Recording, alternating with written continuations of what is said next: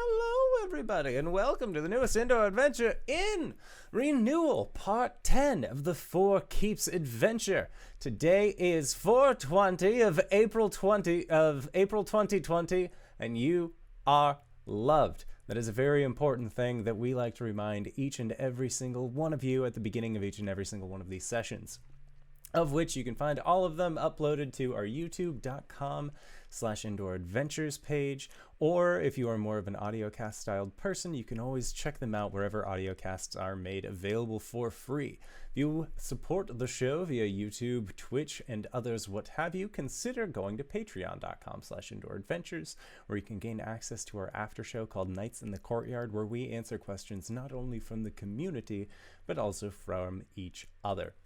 And if you already support us on Patreon and you're looking for another way to help support the show, consider going to indooradventure.redbubble.com, where you can get yourself either a t-shirt, poster, mug, stickers, bath curtains, throw pillows. We got all sorts of stuff available at our Redbubble, so consider going to check that out. Other than that, that's it for my spiel. So, hey, RJ, who you playing tonight?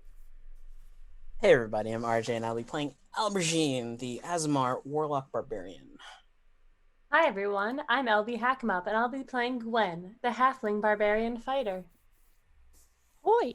I'm Cyber and I play Arjhan, the very angry Dragonborn. Hey there, I'm Wings and I'm going to be playing as Cori, the Elven Paladin. And I am the Indoor Adventurer, and tonight I shall be your Dungeon Master. So, last we left off, you made it to the Isle of Vilda, the villainous hag, that now only really has later on it, or at least it was later, the large tree person, as well as Arasthk, who is currently unconscious when you were able to extract him from the island.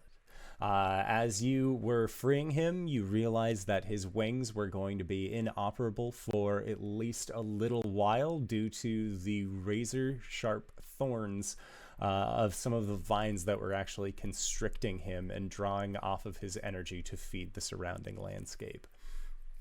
After freeing Arasthk and giving him a heckin' heal to bring him back to consciousness, he changed his form back into a human and then proceeded to walk with you all back towards the Moonrunner, seemingly able to not draw the attention of any awful plant-related creatures thanks to the Golphia staff. Once you were on the ship, you all ended up learning of the disappearance of a large a disappearance of a constellation within the sky, the constellation known as the Great Contemplator. It was at this point then that Cori, you, and Oliviette decided to commune with Elistray and ask to see if it was the Dark Star.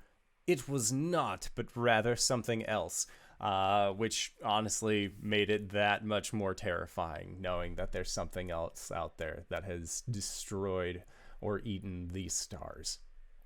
At that, Arjhan spent some time writing out a rather lengthy list of all of the individuals that helped the Four Keeps and Arasthk on their way to rescue him and back. And Arjhan, you have just delivered that list to Arasthk. So is there anything that you would like to say to him? Are we alone?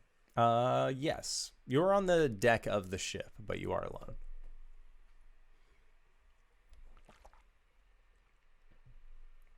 So,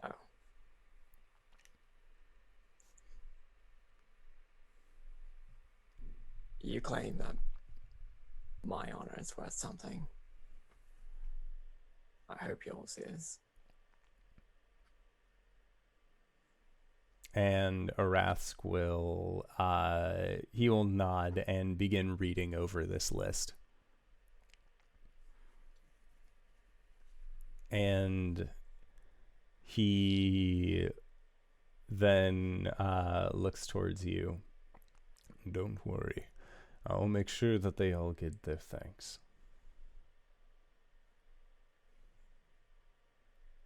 They will be compensated in one way or another.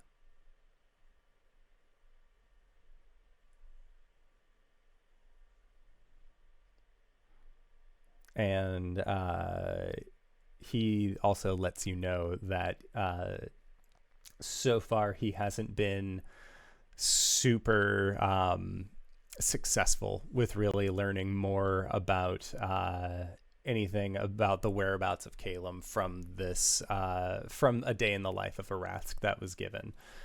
He explains it as basically trying to read a series of conversations where you don't know the name of the individual who's talking, and where these lines of dialogue are written out in a like a crossword style puzzle. It's just very difficult to actually make out, but he's an intelligent ancient creature who likes puzzles. So he is still making his way through, but so far he hasn't gained any additional knowledge. That's disappointing, but oh well. We're going to find him. One way or another. I will do all that I can to help.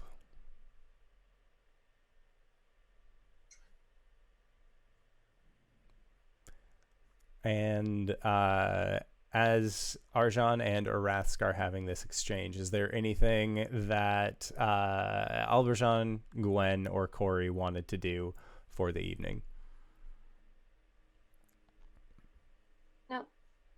All right. So it is going to be a series of 4 more days until you are back at the island, at the Isle of Arasthk. So what are you guys doing in the meantime? I know that, Cori, you wanted Olivia to commune again this evening to see if she could possibly learn more about the disappearance of the Great Contemplator in the night sky. Gwen, was there anything that you wanted to do during this time other than just like basic training, that sort of thing? Training is what I was going to say, but also probably chat with Chua to see if they found out anything about this disappearance of or if there's anything else that has disappeared from the night sky. Okay. So Chua says that this is the first that they've heard of the disappearance of the constellations, and the fact that there has been a disappearance is unsettling, to say the least. Every once in a while, a star would go out. At least it had been recorded throughout their history. Such as during the year of the Great Floods, which you know would be basically the Goliath prehistory for the Sea of Burning Nights that stretches between your general landmass and the one across the sea. Other than that, it doesn't seem like there's much correlation. They haven't seen anything else disappear. And they're not sure why this particular one disappeared as well. Okay. All right. And then, Al, is there anything that you would like to be doing on this trip? Probably helping out on the ship to make things a little bit easier. Otherwise, not much. Okay. 4 days, you said, right? Yes. Every night, Cori will try to take on her moon form, I think. Okay. Make that wisdom check. Flat wisdom. Should I just keep... do I get to know the DC, or should I just let you know? Just keep rolling until you tell me a number that's good for it. All right. 9, Nope. 4, Nope. 9, 19. All right. 19's good. Okay. So on the last day of your trip, you can finally change form.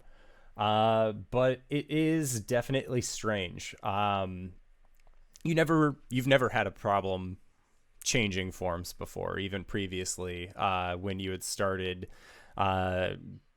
when you had started experiencing a more frequent mortality rate than the rest of your party members, in between each iteration of your resurrections, it seemed like things were getting a little bit more difficult in order to change, but it was never something that you felt stuck in.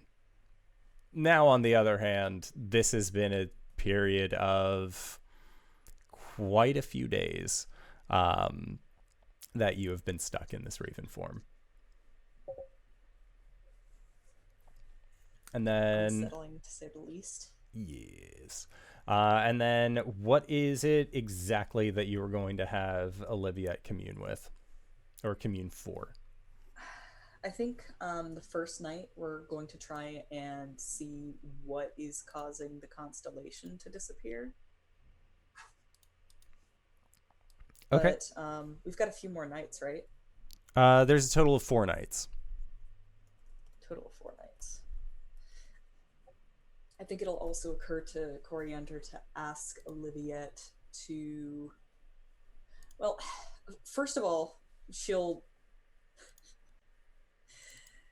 going to be a little bit surprised that she still has such strong clerical abilities since giving up her position as a moon maiden.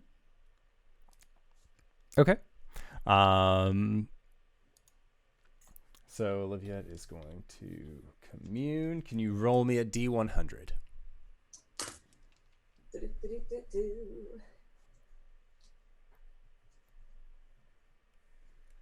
you are, my friend.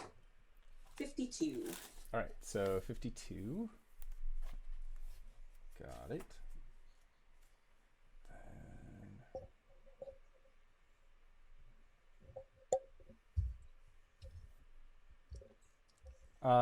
So Olivia lets you know that the act of performing one of these communions it's not a direct, like, is it this, that, like, what is going on? But you have to kind of ask it like a more of a yes or no question. And this can be done up to 3 times. Oh. So it was easy yesterday when you asked, was it the Dark Star? Was it the Dark Star? Right. All right. Does it... This mega hag, we know her as Mother Eldest. Mother Eldest. Okay. Does Mother Eldest have anything to do with it? No.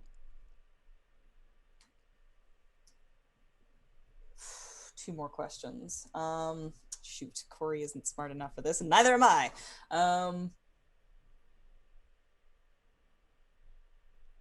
Is a mortal responsible?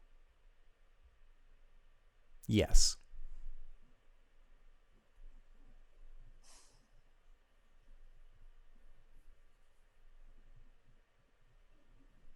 Does it have anything to do with Caleb? Yes.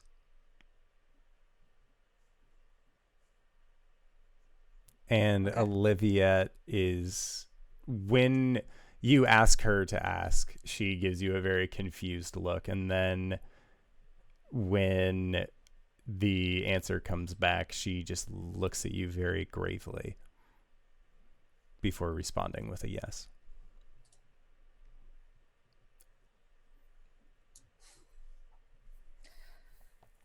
What does this mean? I don't know.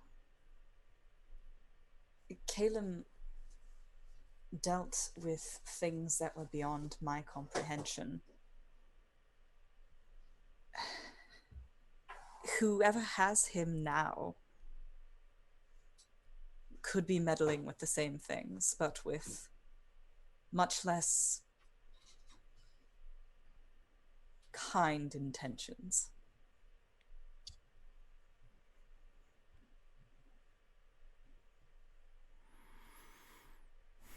Whatever they are doing, it's going to hurt more than just Caleb. Olivia nods. When I get the chance, I will put my ears out. See if I can learn anything. Well, once we have our wizard back, I promise that I'll call more. And Olivia will just sort of laugh at that. And that seems to help break the tension in the room, having learned such heavy news. And then, are you going to continue using commune as the days progress? I think that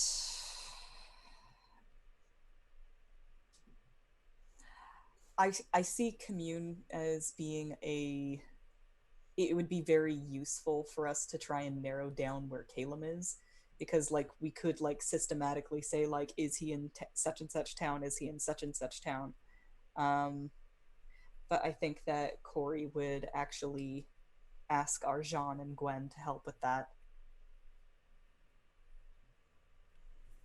And Alberjean as well, actually. He's more familiar with the lay of the land than Cori ever would be.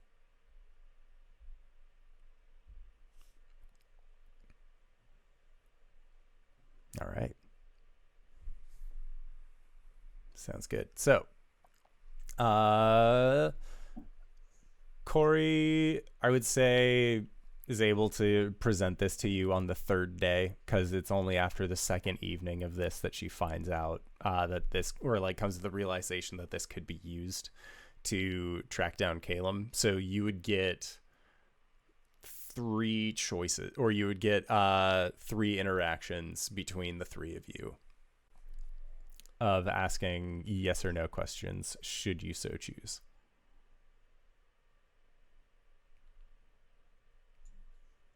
Each of us?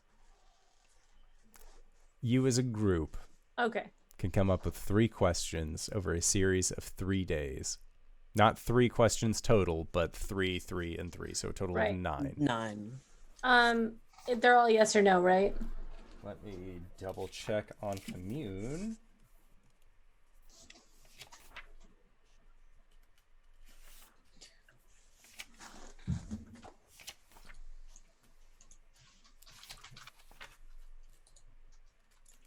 It is...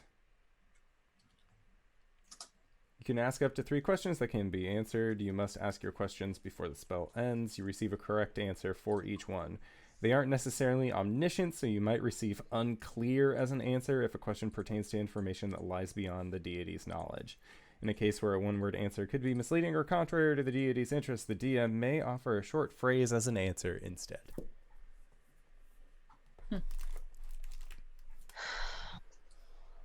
We don't know where Caleb grew up, right? Prescott gave we know the Cori temple. a burned book and let her know where that was. Where it was? Yeah. Okay. I think one of our questions should be, is he at that temple? Okay. No. I think one of our questions should be is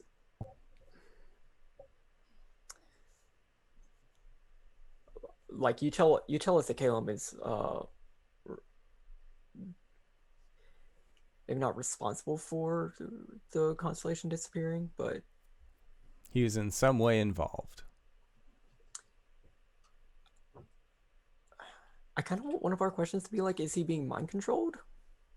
Like, I'm here with that. Yeah. like is Caleb being coerced, or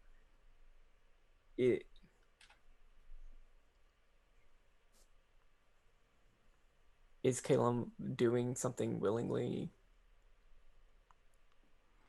When you ask this, the response that you get is, he is shrouded by darkness.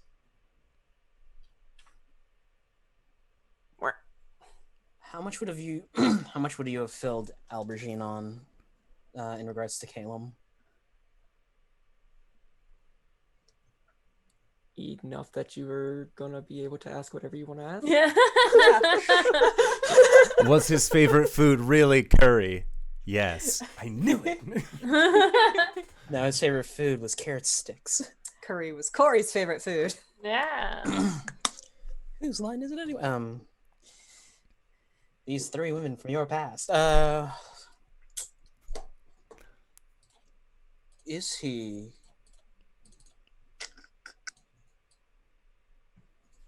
Did we ask if he's at his temple? Yes, Yes. that was the Yes. first question. That was a no. Yes. Correct. No, we did. No, he. We did, Oh, yeah, and the he's answer not. was no. Yes. Yes. God.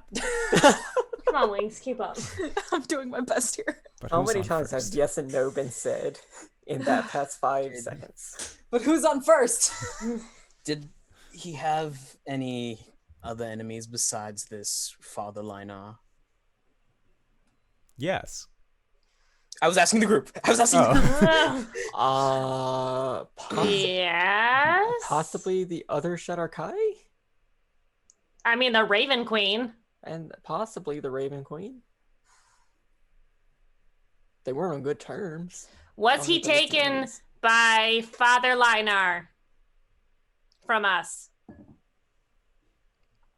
Is that a question? He was taken by the dwarven man he called father. Okay, I don't Okay. like how that was answered.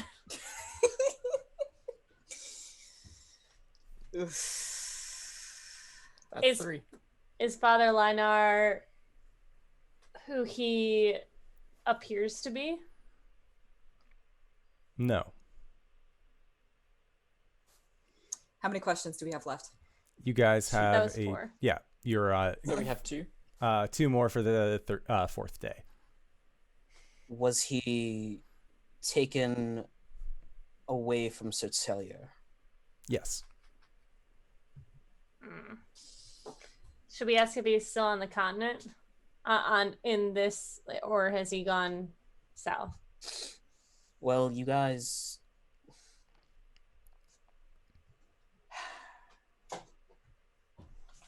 There was a drow family that Caleb asked Olivia to look into. And I don't know if you would have told Alberjean about that. Was he taken by the Drow family that Kayla mentioned? No. All right, cool. Okay. Okay. Red herring. Okay. 3 more questions? Yep. Wait, I thought that was the 4th day. Yes. So there more? were a total of 3 days that you guys could do this for. Okay. Yeah, so this is the last day. You have 3 more questions.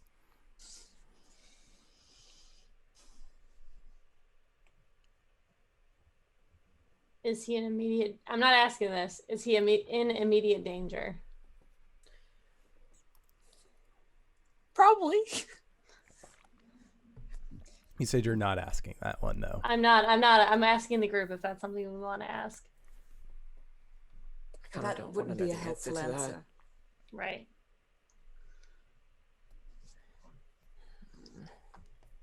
Well, we could ask if he's like somewhere we've been together before as a group. That would narrow a lot of places down, right?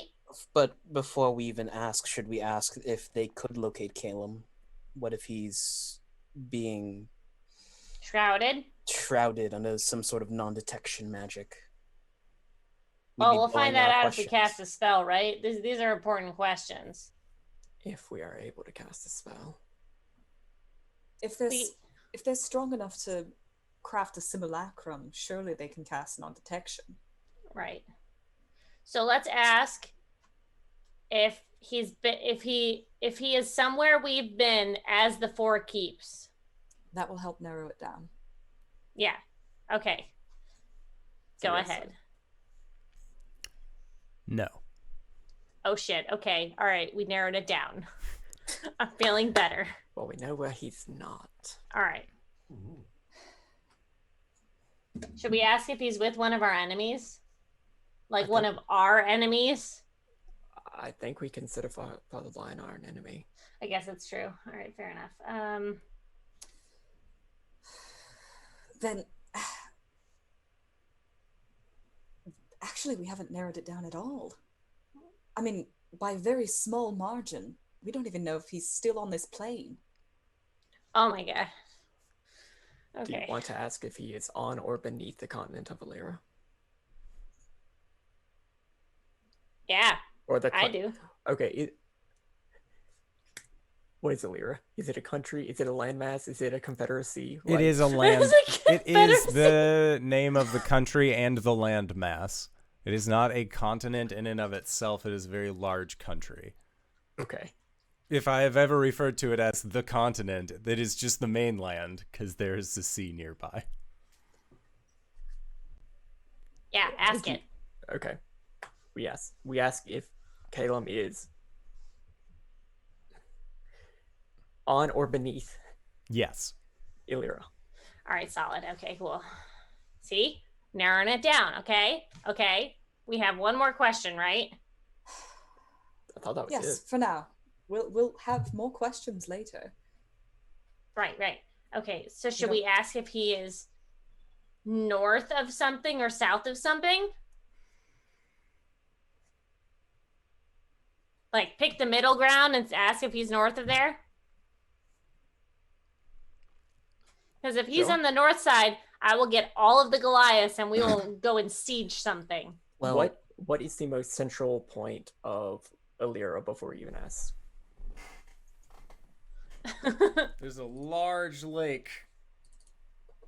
That's pretty north. Yeah. What's that place right below your finger? This one? Yeah. That is Crystal Shores. A lovely tourist destination. Ah. before we blow this question, should we ask if any of your contacts would be able to help us locate Calum faster? Since we won't have the chance to have these Q&As. Does one Right. of our mortal contacts?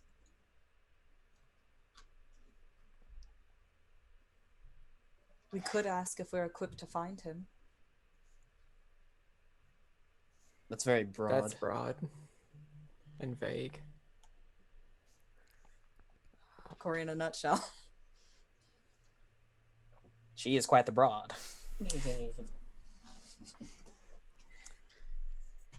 I think the north and south question will help us. I mean, I don't know if we can count on other people I don't know what magic other people can do. Therefore, I don't know who can help us. The If Isle of Arasthk can't help us, The Isle of Arasthk is fairly central. Let's ask if it's north or south. If it's north of the Isle of Arasthk. okay. Yes. Okay, fucking solid. Okay. We're going to go back. We're going to get the Goliaths and we are going to march. Wait. So, our only lead is that he disappeared, possibly whenever we were in Seychelles.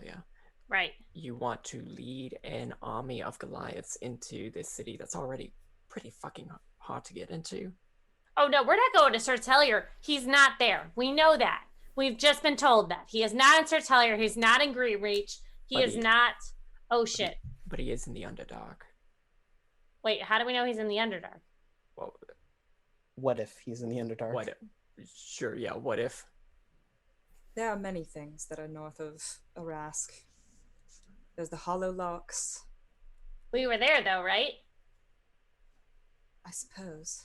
Yeah, we were in the Hollow Locks. Cori grips her corvid skull. We've never been to the Rookery of Bones. That's what I'm concerned about.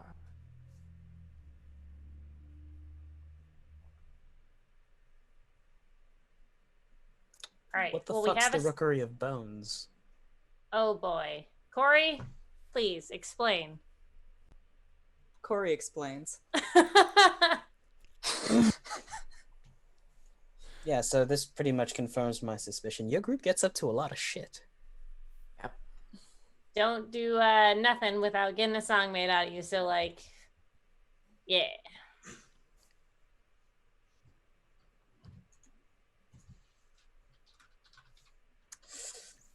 Let's see. Should we ask if he's in the Underdark? And Olivia just sort of looks up very, very drained, as she has after every instance of this. And she says, that was all of the questions that I could get for the day. That's all right. You did great. Thank you so much. You've been so amazing. Shall I pour you a drink then, Captain? And she stands. I can get it myself. If you'll excuse me. He put 2 hands on her to tell her to sit down and busy himself. Okay. Alrighty. So, is there anything else that you guys would like to do on your journey? I do have something for the final day. Okay. I think Gwen would like to speak with Arasthk, but mostly in like just casual conversation because she didn't actually know that he was a dragon before. So she's like got a lot of questions about shape-shifting and all that, and she's gonna apologize if she was too forward.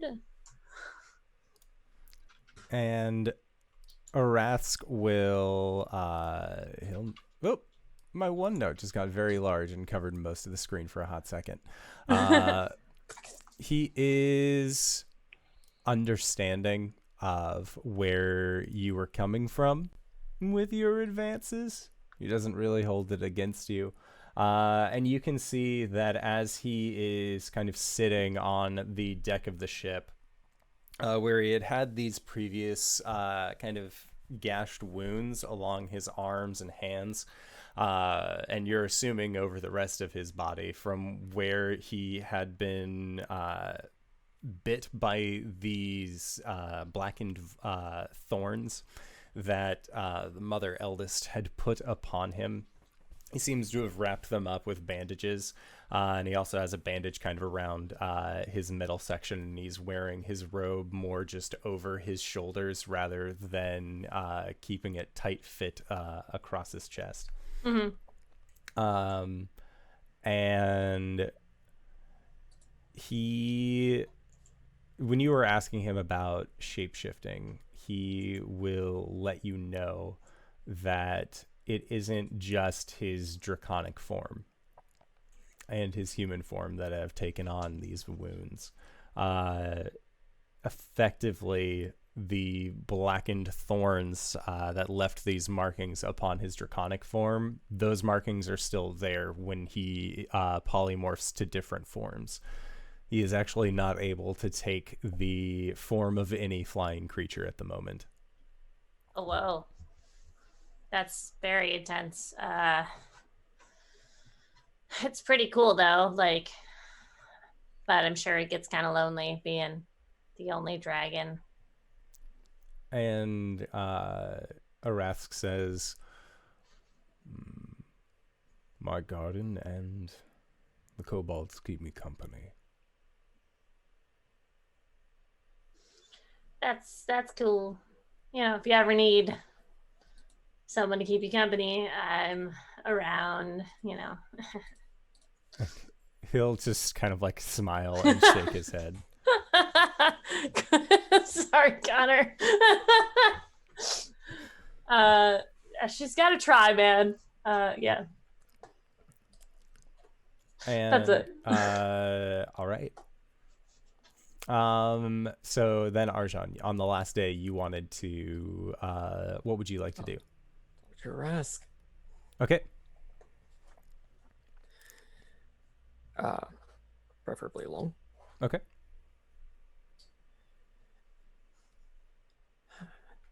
So, tomorrow's the day. And Arasthk will nod.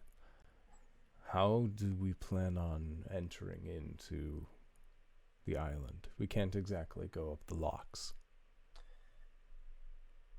I mean, we can certainly try to go through the underwater passage again. Pretty sure we left the gate open. And Arasthk will nod. And we've already encountered the Married? Ostentus, yes.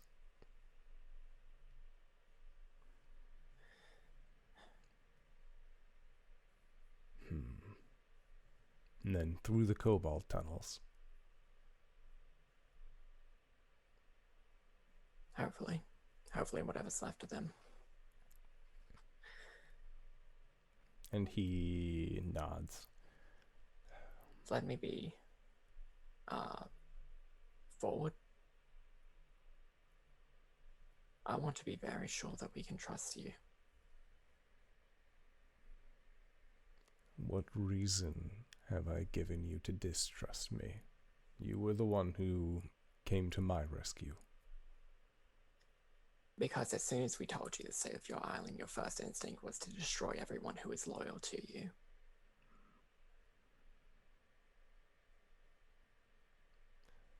And I need to know that you're not going to sacrifice one of us if it's beneficial to you. I think there was a drastic misunderstanding. I did not plan to destroy all those who were loyal to me. I seek to rid my island of the Keshin. I control the weather. Lightning strikes are a thing of my design. I do not plan on explosions or loud, well, I don't exactly plan on things catching fire in large quantities, and if they do, I can bring rain.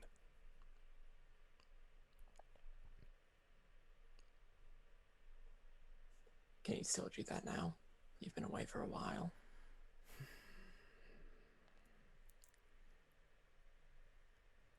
This is like breathing for me.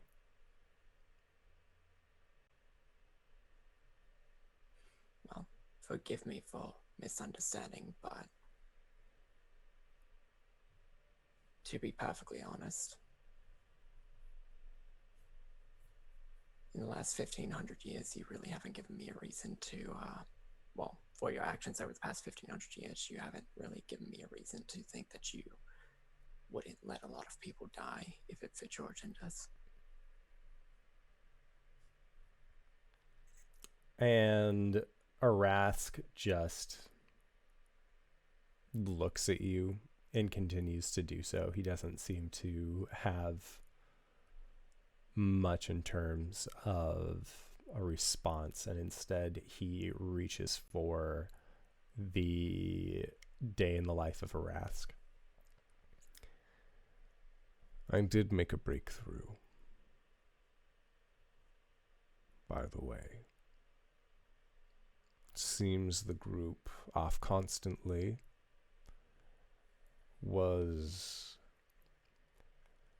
almost religious in the way that they called each other's names whenever they entered into another room.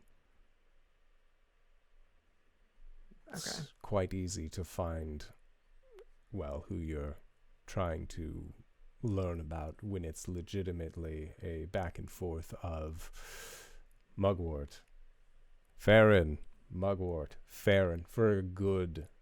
It goes on like that for a while. From what I can tell, looking through these texts, there was no interaction that I am to be correct. The daughter in the aforementioned excerpt is this Elisharis. She seemed to be interested where this group was going to be going after the tournament. They said they didn't have any plans, but over the course of their stay here, she was able to get them to agree to go to Gillet. It's a small city near the north of the lake. That's where Off constantly was going. And he nods. She made it She made it seem like it was their idea, but when you are able to read it for yourself, you realize what she's doing. I don't know if I can trust that, because she's not with off constantly anymore. She left. Well, did they say why? Did they say why? What they had explained in Cert's Hellier was that after the fighting tournament was done, she just sort of ditched them. She didn't want to hang out with a group of losers. I'll explain that.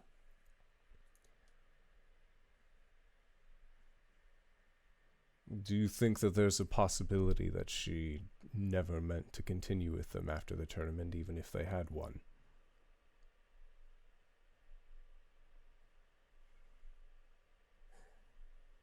If she didn't run into Caleb. Probably.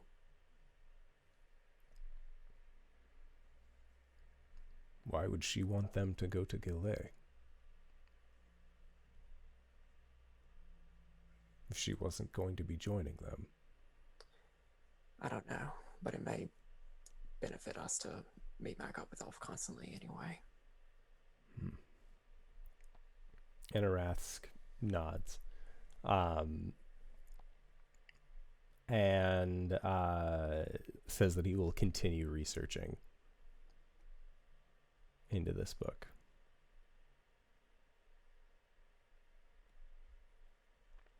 And then, is there anything else that you guys would like to do the night before you prep for your assault? Before I leave that room with them, I do just want to say, I do want to trust you. And after this,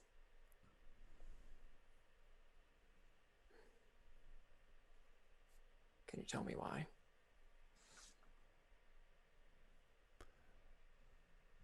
And Arasthk looks at you. Why what? Why, you haven't been able to trust me?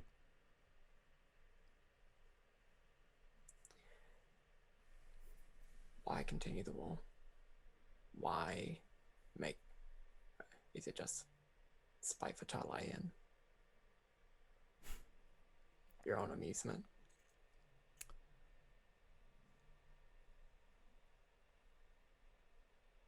Then it's a deal.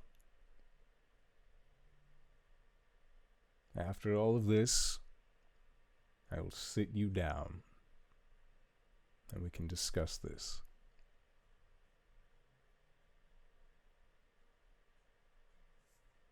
I'll leave. And Arasthk nods and goes back to looking through a day in the life of his Highland. So, Gwen, Cori, Al, there wasn't anything that you guys wanted to do? Just a quick aside. Al is probably on deck sharpening his greatsword. Maybe catches either Cori or Arjhan. I was thinking about your little situation for a while, and I figured adventurers of your renown should have an extensive contact network, correct? Correct. Well, my mentor always told me that the first thing, your greatest weapon in war is information, and currently we are sorely lacking. I would suggest reaching out to some of your contacts to see if they could look into finding your boy.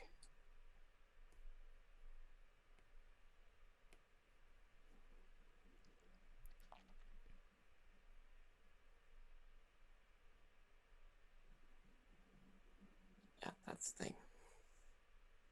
Our main way to contact all of them was our boy. Ooh.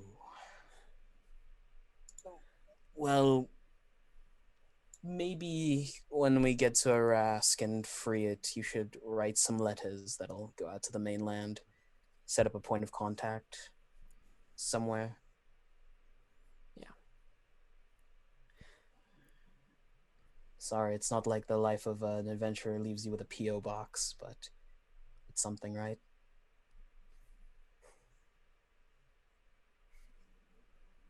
Yeah. Yeah, it's something.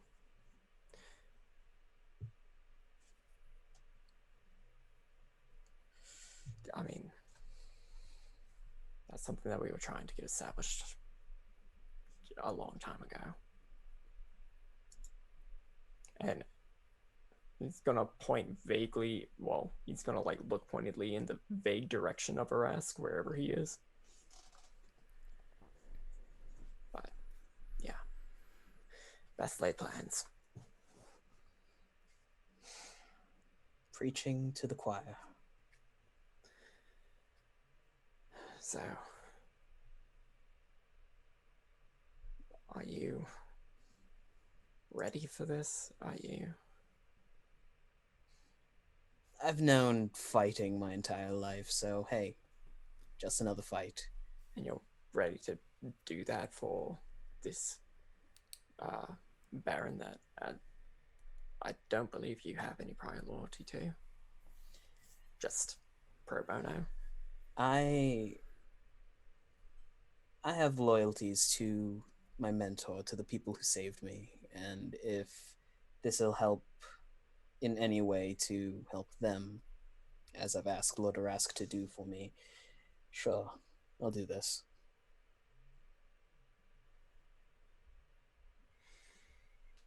All right. Well, I will certainly have your back. And you, Arjhan. And he'll raise a fist for a fist bump. He'll bump it.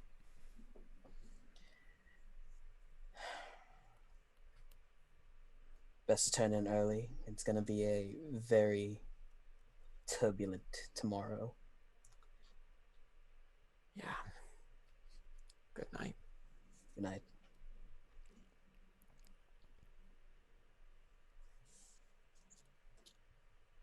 Alrighty. So, as you all come to the following day, Arasthk has been looking out towards the direction of his home island for, well, he's been kind of orienting himself that way the entire time that you guys have been sailing, but he is very much attentively looking out at the seafront, and he knows that you are roughly within 6 miles of his island, of his home. And it is at that point that you see what otherwise was a fairly open sky with very sparse clouds. It seems to begin to darken. And Arasthk has a more furrowed brow as he looks out towards this island. And his expression is just that of contempt. He is pissed. This is his home, and people have set up shop here. And as his attitude begins to shift from the more docile individual that you have met before, there is a age-old storm that exists behind his bronze eyes. And you can hear the rumbling of thunder off in the distance as what appears to be sheets of rainfall are beginning to make their way towards the isle. Is this like Gwen's gonna aside to Arjhan? Is this like he's announcing our arrival? Should we like X this? I think we should. Arasthk, can you swim? Arasthk nods. Can you swim as a very, very large creature that can possibly get us in there faster? Arasthk nods again. At this point, he will turn into... It is the strangest thing that you four have seen. It's almost like a dragon, but there are no wings. has this long neck that extends out towards this more reptilian head, but it has these large fins along the side. Oh my god. So, is anybody going to let us breathe underwater? Because I only have one cloak. And I have it, right? We have potions from Meyer Lauren. That's right. We do. How many do we have? 4. I don't see them. No one wrote it down. I wrote mine down on the sheet. I have it. This is going to be dead boss. simulacrum of Caleb. Yeah, that potion got stuffed in the bag. Oh, yeah. Okay. I just have Calum stuff, so Calum has 4 potions. Yeah. Okay. Well, they were all distributed, but sure, let's say that. Hey, Al. Are you going to come with us? He'll look over to Arjhan. Yes, Nah, I he's think fine. I'll just stay here and miss the potty. And Yes, he'll he's walk over coming to with us. Arjhan. Not Arjhan, Arasthk. Gwen, you have the cloak. I do.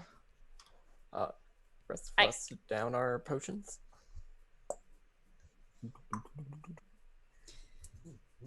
Does Cori need to breathe? Yes. I would feel really silly if I were drinking all of these potions of Water of breathing. water breathing and I Didn't didn't need need it. to breathe. All right, so we get into the tunnels, find our way to the greenhouse. Yes, but I think the only way that we knew how to get that was through the kobold tunnels. Right. So to the tunnels, to the greenhouse, and then Raise hell. raise hell. The hells. And this giant reptilian head of Arasthk nods in agreement. This is probably the coolest thing that we've ever done, guys.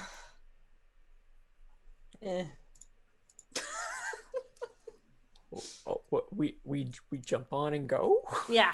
That you do. So this form is able to swim, I believe, roughly around 80 feet per round. And that is its basic movement speed. Arasthk is using a full round action to just swim as quickly as possible. And it is like the most difficult part about going this fast is literally hanging on at this point. So Cori and Arjhan, I need you both to make strength saves. Gwen has a strength of 20 right now, and I know that Al also has a strength of 19? Yeah. Okay. Don't One on step on my thing, disadvantage. RJ. My die was cocked Okay. between a 14 and a 6. Don't forget your blood When- die. And whenever I picked it, well, I had to use the blood die before rolling. Yeah. I rolled a 12, by the way. Okay. For that. Whenever I tried to pick up my die, it landed on a 6, so my strength save is an 8. Okay. Gwen is ready to catch anyone if they're about to fall off this bitch. Disadvantage for one arm? Yeah. Okay. 13. Okay. Sounds good. Since this was a strength save, your Arjhan, did you add in the paladin bonus? Nope. All right. It's at +3. I believe so. It's an 11. Good. A 10 was what you needed to beat it. So Woohoo! awesome. Yeah, so you are all just tearing by at incredible speeds, making your way through the water, and as you're going, you can feel the pressure of these waves trying to pick you up and lift you up off of Arasthk. But it is you're able to hold on with pretty much everything that you have at this point. Arjhan, you feel like you're almost about to slip at one point, but then you are able to tuck your wings in against your body a little bit more, so that way they're not also getting caught in the waves as you continue onward. It takes roughly about 30 minutes or so of just going at this breakneck speed until you all can see the archway, the secret underwater passage that you had gone into before. And as Arasthk leads you in, you find yourself once more, Gwen, you find yourself for the first time in this large grotto. It's very vacant and has a set of stone steps that lead up around a wall towards what is now a currently open, rather large, ornate door. And Ostentus doesn't seem to be there. And as Arasthk pulls in, he brings himself up to the side of this pool to allow you all to exit onto the stairs, and then his form changes into the human shape that he was previously. And as he's looking around, you hear a and you see the form of Ostentus appear near the door, and he claps his hands together. Arasthk, is that really you? And Arasthk just puts a hand up toward Ostentus, and Ostentus then also sees the rest of you. Like you said you would, you have returned him to me. And Arasthk just... We're just friends. And Gwen is having a existential crisis over in the corner for being underwater and all that for so long. Oh, yeah. Gwen, it was a real test of strength just to maintain a hold on this dinosaur as it ripped through the water. But Ostentus looks like they're about to try and say something to Arasthk, and Arasthk just says, when all of this is over, old friend, then we can talk. For now, we must make our way to the surface. And Ostentus looks a little deflated and looks at the lot of you and says, Godspeed. And you are able to then go into the kobold tunnels, and when you arrive, you can see that there are groups of these kobolds that are heading towards the last entrance that you guys had tried to go through, where you ended up breaking one of their digging machines. It looks like the time for their combat is going to be soon. That the goblinoid forces are actually making their way into the tunnels, and when they see your group, Head Beautician Skip is in the process of running over towards where you all are, and then they stop and they put hands over their tiny little kobold mouth, and you just see them start crying as Head Beautician Skip runs up and gives Arasthk big hugs along his legs. And Arasthk will pick Skip up and just sort of hold on to him and give him a hug. And Skip will let you all know that there isn't a whole lot of time left that they know of that will allow them to hold off the Keshin forces. They're giving it all they've got. So they're glad to see your group again. At this point, Arasthk looks towards your group and says, I have faith in my military that they will be able to hold off the forces long enough. Well, now that the fucking cavalry's here, let's go. And Arasthk will nod as well towards you. And you all begin making your way towards the Kobold tunnels. And that is where we are going to go into our break for the evening. So I would like to say thank you to everybody who decided to stop by and join us for this wonderful venture back through the Isle of Arasthk. Y'all have a big fuck off dragon with you. But, like, you know, he's still kind of a dude. It's fine. We're going to try and be back in 5 to 10 minutes, so don't go no place unless it is to grab a food, grab a drink, grab a friend, or possibly go to indooradventure.redbubble.com, pick yourself up something nice, and we'll see you guys shortly. All right, everybody. See you soon. Hello, everybody. Hey, Indoor. Yeah? You gotta be kidding me with this nonsense. Oh, they're so small. They're so tiny. The way they wiggle.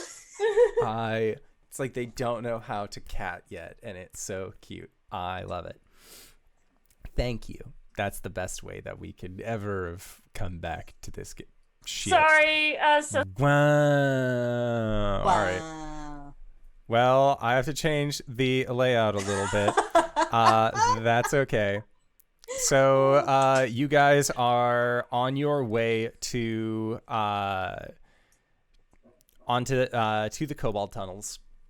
To vamp a little bit while you're getting that changed. It's already done. Oh, okay. Go on. No, it's fine. Continue. I'm going to cast Aid on myself, Alberjean, and Gwen, because we are the 3 party members with the least health. Y'all get your hit point maximum changes to 5 more.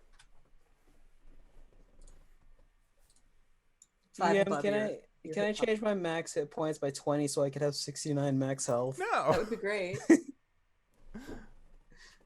Not by 20 more. No, lowered by 20. So I could have... Okay. Yeah. Yeah, that's fine. We can we can lower you. I won't stop you. Why is it that in both of the games that I play on this channel, I have the least amount of hit points in the party? Roll better. You roll low. All right.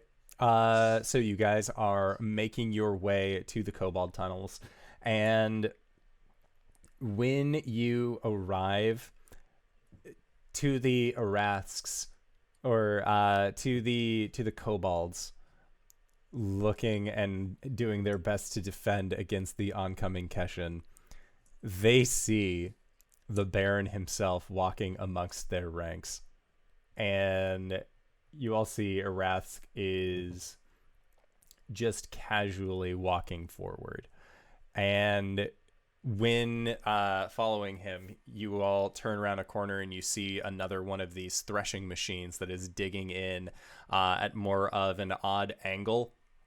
It looks like they were digging a tunnel around the other tunneling device that they have, because you guys broke the console. It didn't move past the point where you left it at, and as you see these goblins on the inside piloting this machine begin pointing over towards you, just without breaking stride, Arasthk just lifts up his hand and makes a fist motion, and when he makes the fist, you see this bolt of lightning streak out from him, melt the walls of this metallic device, of this tunneler, and just completely incinerate the goblins that were piloting it. And he continues walking forward. And if you follow him, he just walks directly through these tunnels like he owns the place, and there is good reason he does. Yeah.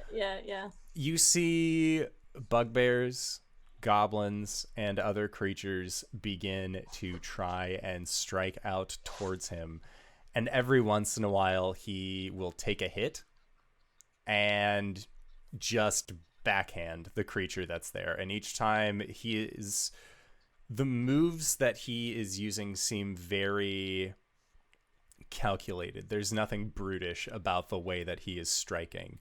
And eventually, and you guys are also, doing your help for cleanup as well, but I'm not going to make you roll through this, as the maximum HP that an enemy has in this given area would be like 20. You guys are fine.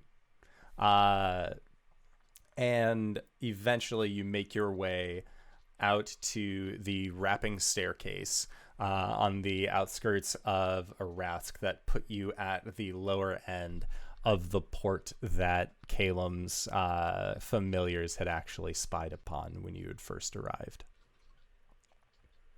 And Arasthk looks towards your group and says, "Where are the ones that will be held responsible for this?"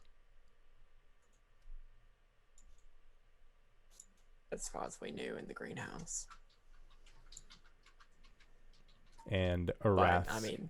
the greenhouse has kind of been...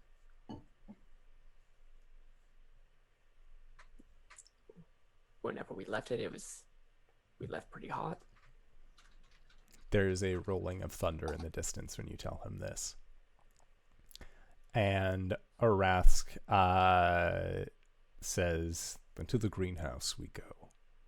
And he, again, walks out onto the city streets and just begins walking with confidence towards the greenhouse. Gwen pulls out a fan from somewhere and is just like, "That man. Holy shit." That's no man. I would like for you all to... Actually, you wouldn't even need to make a roll for this, because again, you're just sort of passing by the bay. And when you had... The last time that you were all here, you were on Olivier's ship. You were making your way back to the continent, where you could then embark on the grand journey that has brought you full circle. As you pass by the port now, a lot of the buildings and homes that were placed throughout here look like they are in very much a state of disrepair. And inside of the bay, there seems to be a rolling fog that is ever present as you see these large wooden spikes jutting up from the bay, or from the dock areas.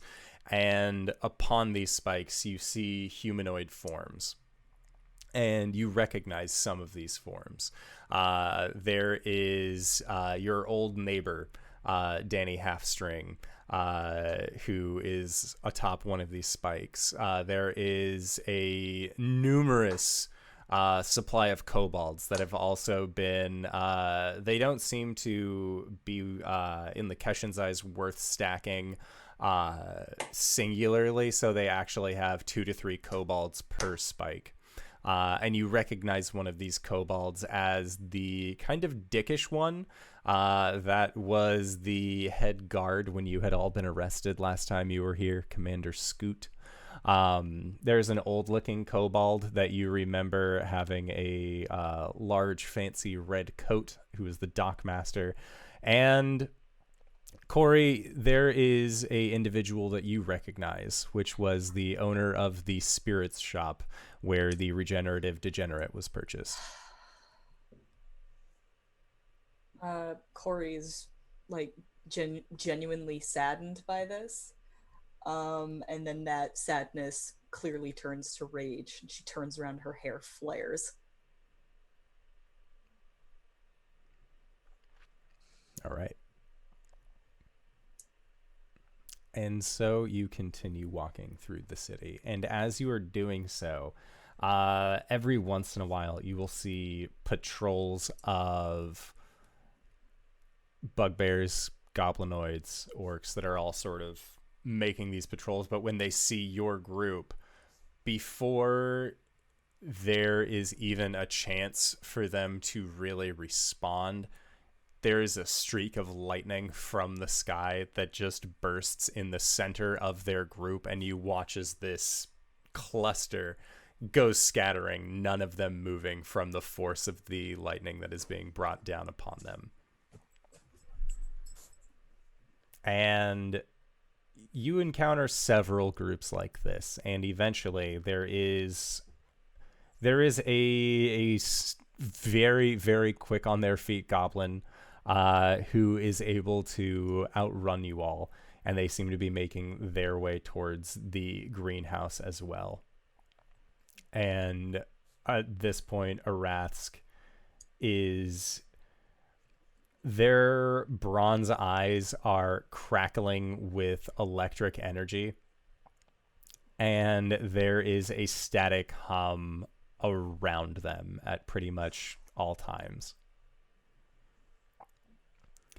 And at this point, Arasthk is walking through, and you can see that with each small garden that he had set up, he becomes more angered, seeing the state that the Keshin have actually left. And he says to himself, and says towards your group as he passes by one of these gardens that has lost its beauty, that I have no powers over nature. Not in this way. All of these plants were not here magically. It took time. It took years. It's all gone in an instant. But it can be rebuilt. And Arasthk nods. But before this garden can grow again, he looks up towards the botanical gardens. We will need to remove the weeds. Hell yeah. Happy 420.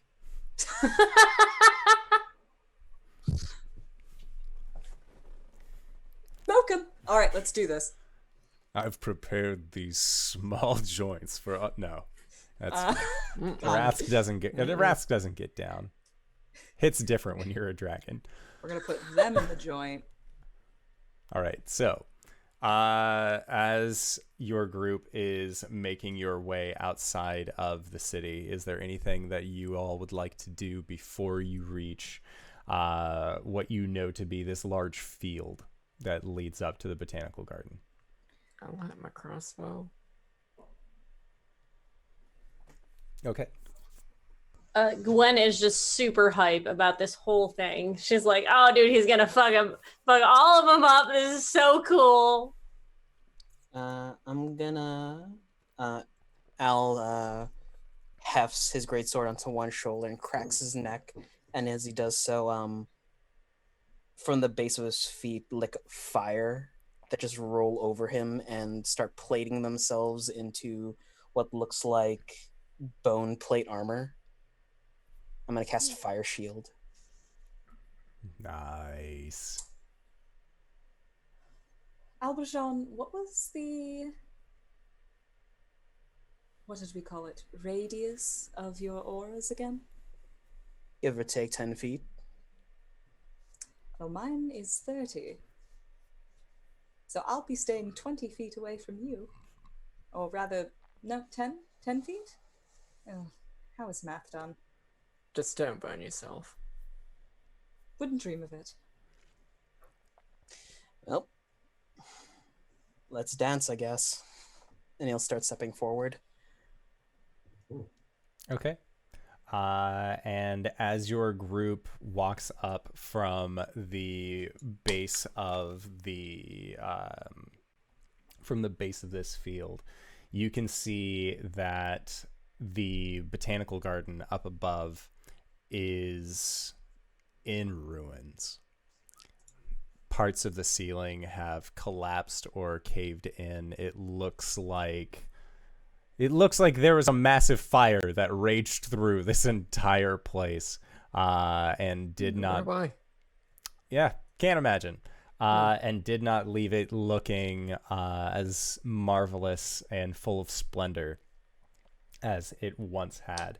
And as your group continues walking forward, you see that there are several handfuls of individuals that meet you at the top of this hill. They have the high ground. You see a orc-ish figure, female, who is missing one of their eyes and wears a necklace that has a singular eye on it, that you would recognize to be the district manager of the Keshin Trade Company. They were the one who reigned in Korg last time you encountered them. You see the bugbear, Scrivbat, who was the one that had held the runtax for even just a series of moments when you had initially encountered the Keshin. You see a figure that looks orcish in nature, but stands almost as tall as Arjhan with horns to match, and they have a truly fiendish stance about them. And then you see Korg. You see this hobgoblin that has caused you so much trouble since you met him. And flanked on either side of these four, you see what look to be 18 different goblins and bugbears, all just sort of creating a almost horseshoe-like shape from their group. Oh, you guys are fucked now. Okay. And Okay. Are we? all right, and with that, let's roll some initiative. He said the words. I said the I word. I'm gonna use Arjhan, my what'd you get? moon Yes. dice today. Ooh. Ooh. Cori, what'd you get? 16. 17. I too got a 16, +1 modifier. I also have a +1 modifier. My dex score is 13. You first. Okay. Boop, boop, boop, boop, boop, boop, Or boop. let the D&D Beyond combat tracker just take care of it for us. Is that true? Yeah. It So- doesn't do it consistently as far as I know, but, you know, it's an alpha for subscribers right now. What do But you it's guys never been usually- easier. What do you guys usually use to break ties if dex scores are the same? Wisdom next? Honestly, now I just throw it in D&D Beyond and let it take care of it. In matter of a tie, I give it to the players. No, I know that the rules specifically say that you Both let go at the same players tone. decide. Okay, so I mean, realistically, y'all be going at the same time anyway. It's like a matter of like a half second. You know, like simultaneously. I've been using Google Sheets to track this, and therefore I know who's going first. Yeah. The first person to go is this orcish figure that stands the same height as Arjhan, and they get this nasty snarl upon their face, and it looks like they are wielding this greatsword about them, and they have these twisted dark iron gauntlets that are more like bracers that go up their arm, leaving their hands kind of free. And they are going to pop this greatsword down low, and they are going to then begin making their way towards your party. So, how close would you guys have gotten before Gwen began shit talking? shit talking range. Within 30 feet. Okay. Sounds good. So this large creature that stands again, Arjhan's height, is going to bring their greatsword down across the ground, and they are going to rush up towards you, Gwen. And they are going to try and do a upward momentum strike towards you. And that is a 18 to hit. That hits. Okay, so you are going to be taking 15 points of slashing damage. Cool. And then they are going to actually lean down and try and make a bite towards you.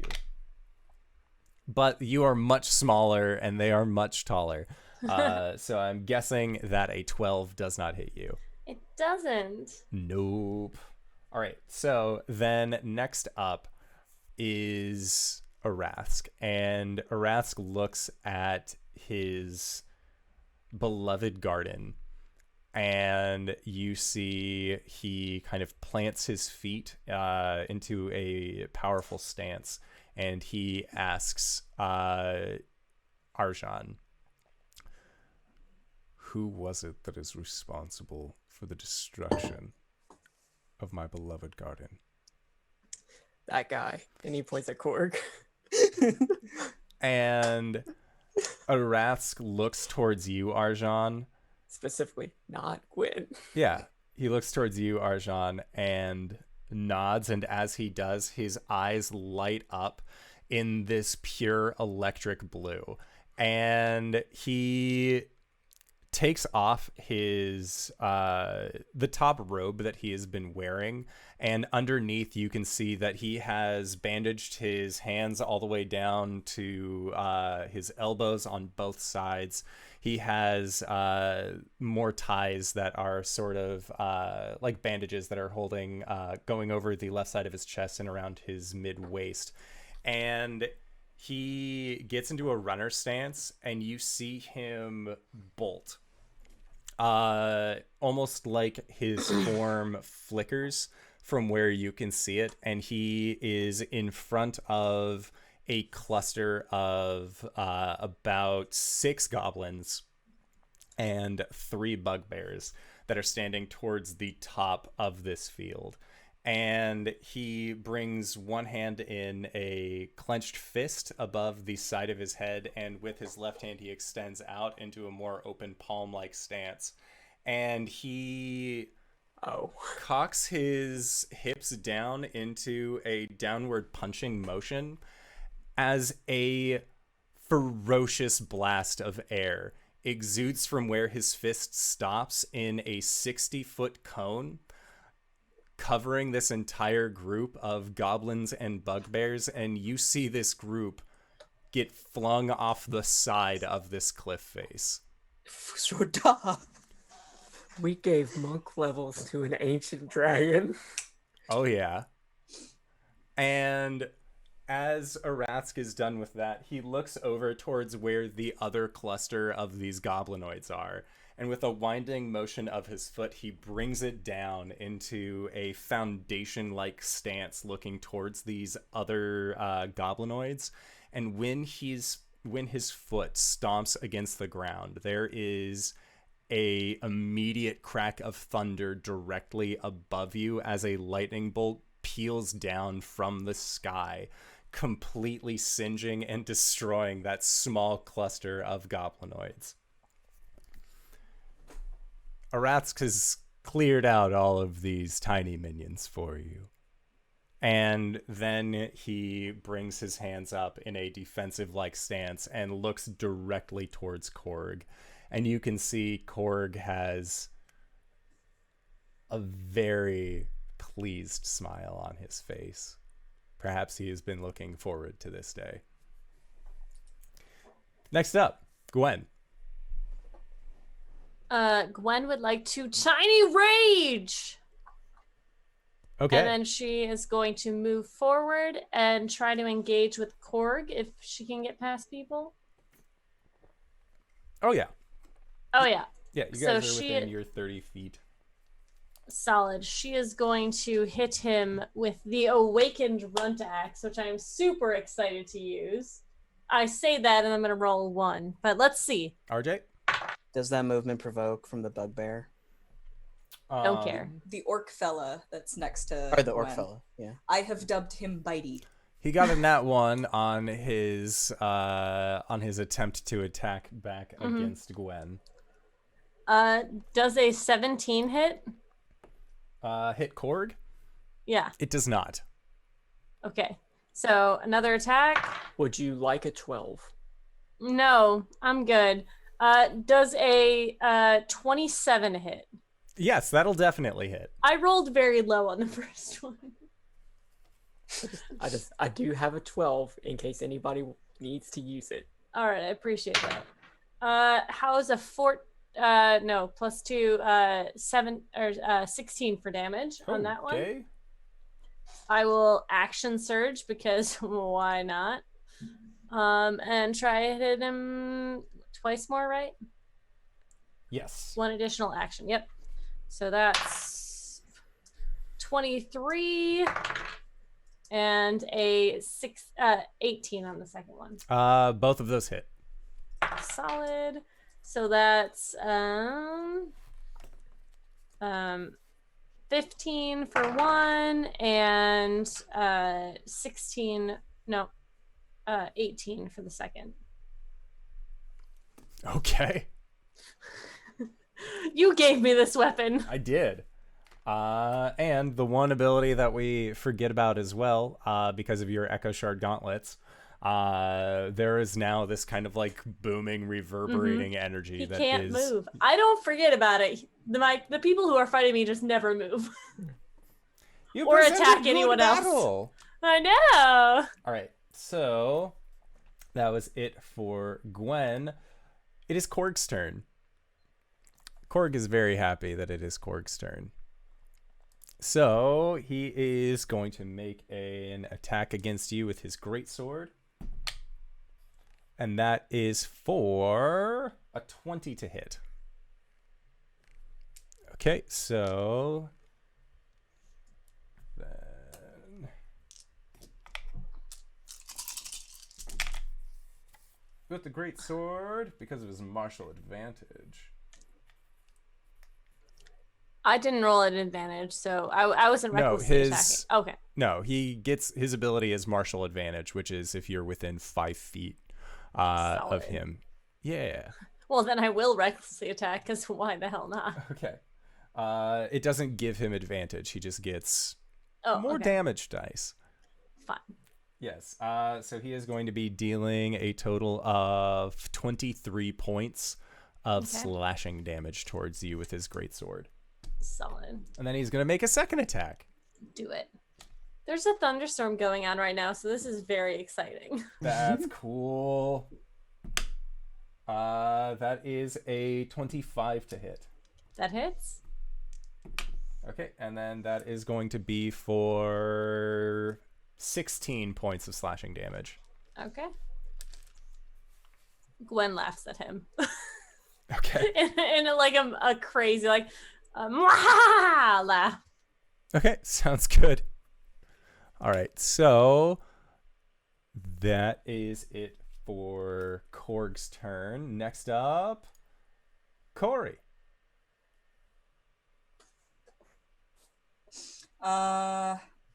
Cori is going to point her sword at Korg and say, you will pay for the things that you've done. And I'm going to cast Compelled Duel on him. Okay. So he needs to make a wisdom saving throw. Okay, that is a fail. But he is going to use one of his legendary resistances. All right, that's fine. That was my bonus action. I'm going to use my action to run up and attack the... I'm going to attack Bitey. Okay. Because he needs a friend too.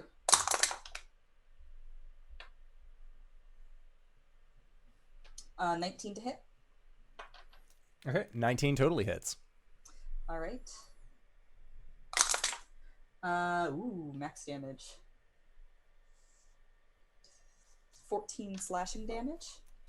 Here comes the second attack. Oof. 27. Okay, 27 also hits. All right. I'm gonna put a second level smite on this. Okay. So that's going to be 10 slashing damage and 5, 8, 10 radiant damage. Okay. He's not fiendish or undead, is he? Let me see. He is actually a fiend. Ho! An extra dice of radiant damage for you, my friend. Maximum 8. Okay. Sounds Fuck you! good. So he is... He already used his reaction. Cool. I think that's it for me. Actually... Yeah, that's still a reaction. Okay, never mind. That's good for Cori. Cori, at the end of your turn, Korg is going to use a legendary action to make a melee attack against Gwen. Against our very own dear sweet Guinevere. That is a natural one, so he doesn't. It's good. Next up, Alberjean. How far away is the lady? The female orc missing an eye. She is about 25 feet away from where you are, and standing in between. Okay, yeah, I was gonna say standing between you and her is this large orc that has been named Bitey. I'm gonna rush past Bitey, popping my rage. Okay. Well, when I get up to her, pop my rage, she takes 2 points of fire damage. That's right. Okay, and okay, so you're doing it in a way that won't hit Gwen as well. Yeah. Gotcha. Then I'm going to attack her with my great sword. I should have done a long rest. What the fuck? Anyway. Does a 17 hit? A 17 does not hit. Second attack. That's better. Does a 27 hit? Oh yeah, for sure. Cool. 6 plus 9 and 4 is 13 and 2. 15 points of slashing damage. Okay. Doesn't like that. That's my turn. Okay, so at the end of your turn, Korg is then going to use another legendary action, being 2, and he is going to just make another attack towards Gwen. That is a modified 20 to hit. That hits. For 13 points of slashing damage. Solid.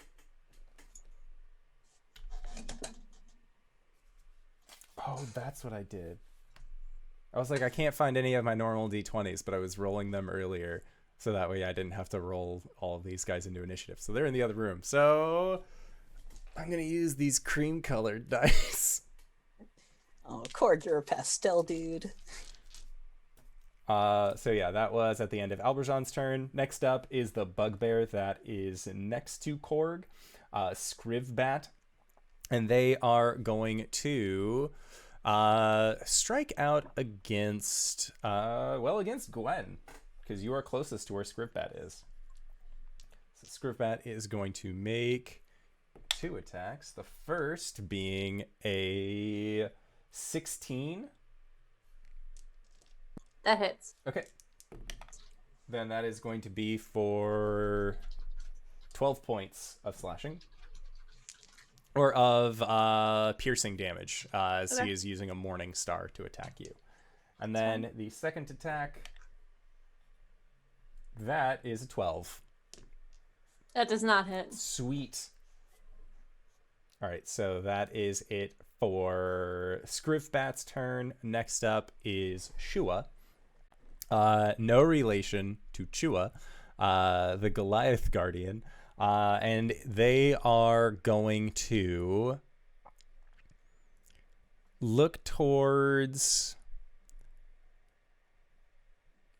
They're going to look towards Arasthk and then kind of scan the battlefield.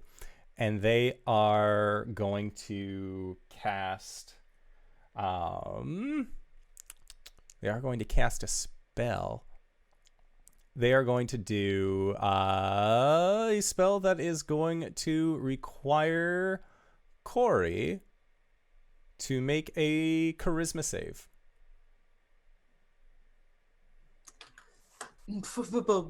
Why, Cori? 12? All right. A 12 is not what you needed. Didn't think so. As Shua casts banishment on you. Oh, shit! That's really embarrassing. I've got a +10 to my charisma save. So You got the +3 from your. It's already in there. Arjhan, Cori, who is standing next to you, you see this one-eyed priest reach out, and with a closing fist motion, Cori also just seems to almost fold up into this into this moat of nothing, and then disappears with a pop. Mm-hmm. Goodbye. All right, next up. Hey, it's Arjhan. Hey. So for my bonus action, I would like to cast Hex on Shua. Okay. For my action, I would like to shoot her. What's her disadvantage? Strength checks. I don't think an 11 hits. Or sorry, a 13. A 13 does not. But for my second attack, a 22. A 22 does hit. Does she have resistance to piercing, necrotic, or fire? Nope. Cool. I'm gonna reroll that fire. 13 points. 13 for 19 points of damage. Oh, wee. She And give got me the- an 18 on her concentration. Action surge. Oh, boy. Same thing to hit. Yeah. 22.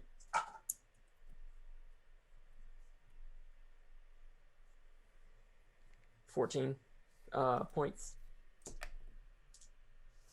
She got a 19.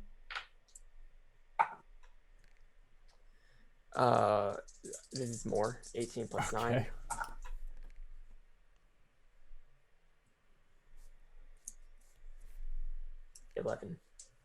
Eleven more points. She's looking mighty rough. Has she done another concentration save? A 21 on that one. Nice. But see, if we kill her, her concentration is also broken. So Fair enough. The greatest form of CC is death. Yes. Next up is the large horned orc that is standing directly in front of you, Arjhan. I would also have liked to have flown up about 10 feet in the air. Okay. Sounds good. Yeah.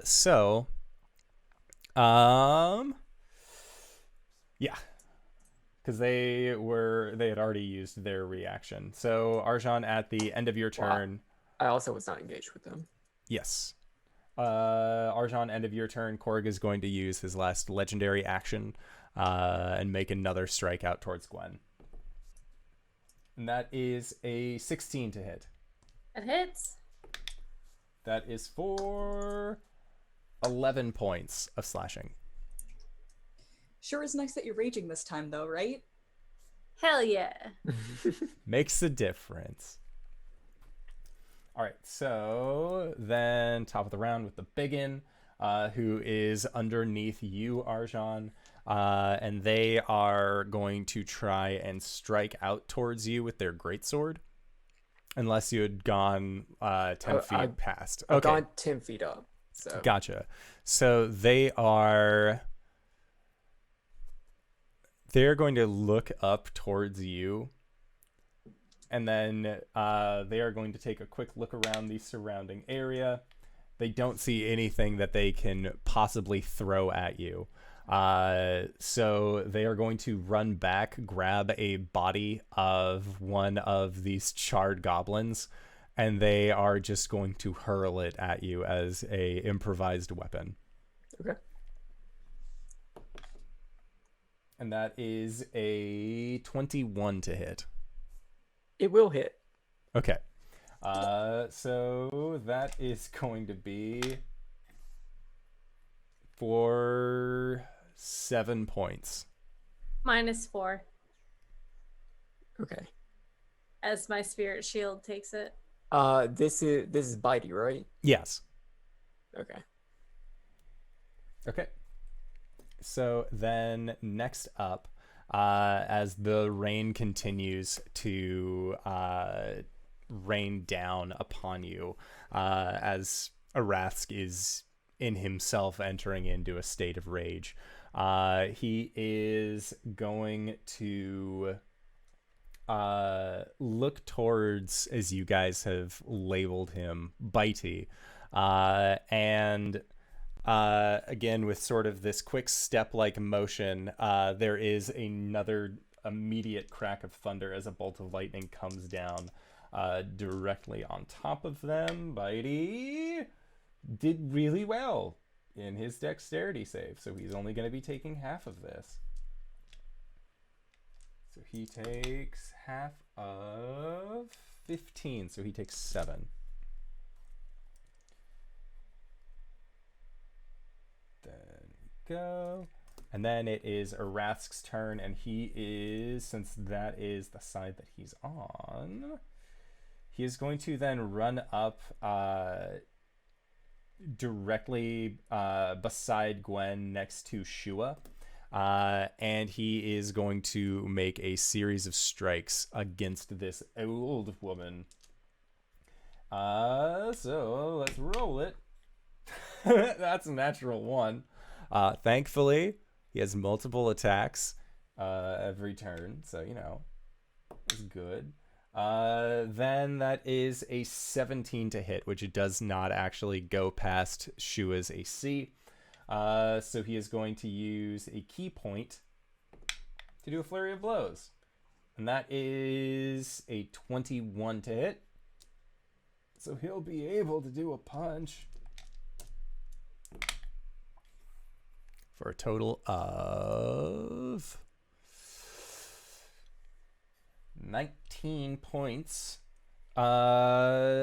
So as Shua is like dodging out of these moves, she looks like she is having a little bit more of a difficult time, as it just looks like a appendage of Arasthk will blur, and then it will readjust to show him in the full follow through of whatever strike he is planning.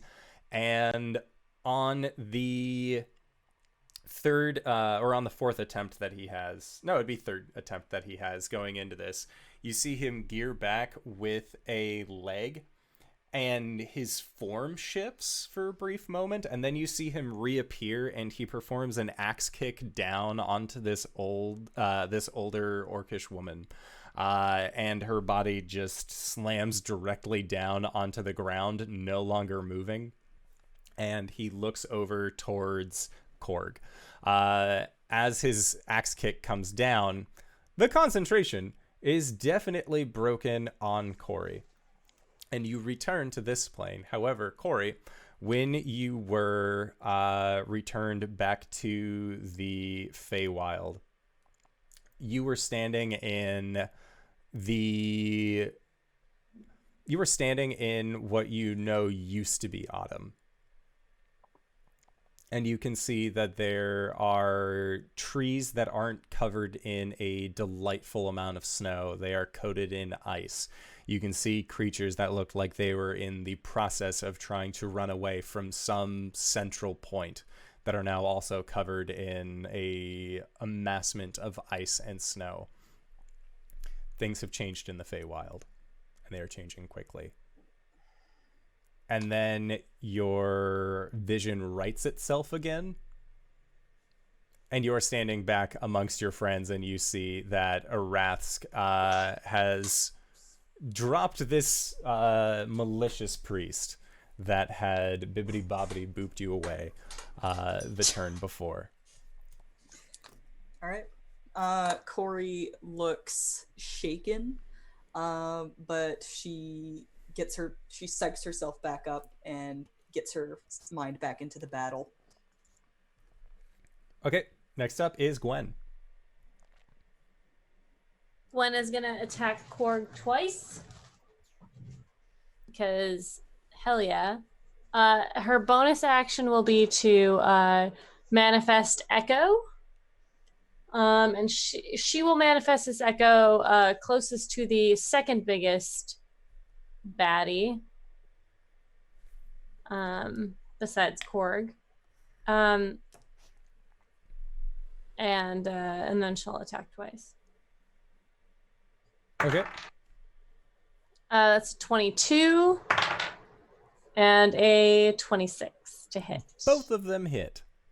Solid. Loving this.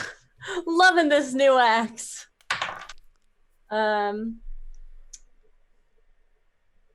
15 for the first hit and 15 for the second hit. Okay.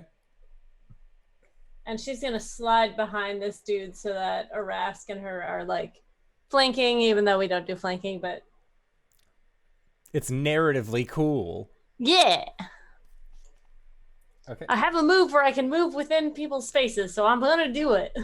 All right, sounds good. All right, so then next up is Korg. And Korg is going to just take a quick turn towards you, Gwen, and is going to strike out towards you. He sees that Arasthk is here, but he has a personal enemy amongst your ranks, so he is going to try and strike out against ye. That is a 26 to hit for a total of 19 points of slashing damage. Okay. And then he is going to make a second attack towards you. Do it. All right.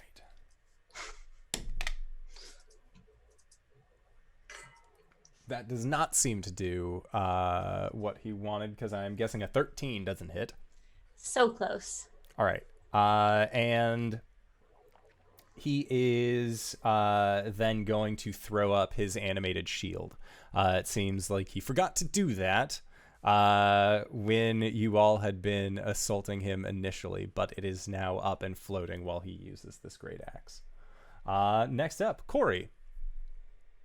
You can see that Arjhan is floating above you, and the creature that you have labeled Bitey is attempting to throw goblins at Arjhan, as there is also one of these charred goblinoid remains on the ground nearish you from where it had collided with Arjhan and then fallen. Cori, having returned, will point her sword at Korg and say, "As I was saying, justice will be served." Compelled duel again, and he needs to make a wisdom saving throw. Okay, so a wisdom save. That is a 15. Exactly what he needs. So that was my bonus action. My standard action, I'm going to throw up an aura of vitality. And that will become relevant once I start using bonus actions for it. Yes. And I will track how many rounds that goes up. It's 4 minutes, so 10 rounds.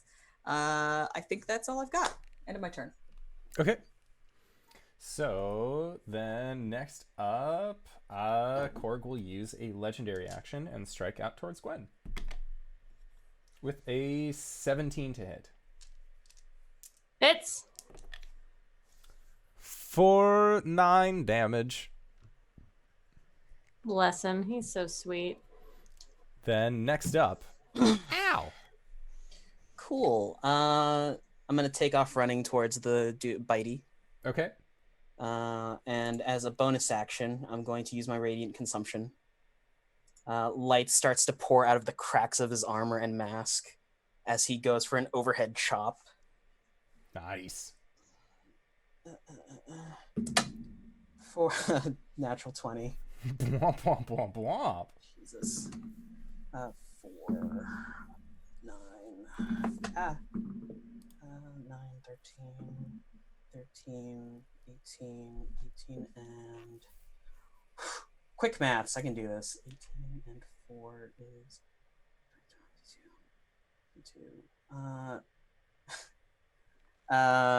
22 points of slashing, 10 points of radius, and I'm gonna drop a 4th level smite on top of it.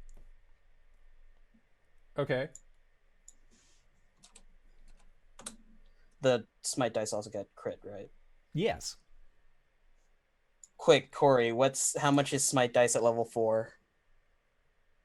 For a 4th level spell? Yeah. This is 1st level, so it would be 5 of them. You max out at 6. Cool.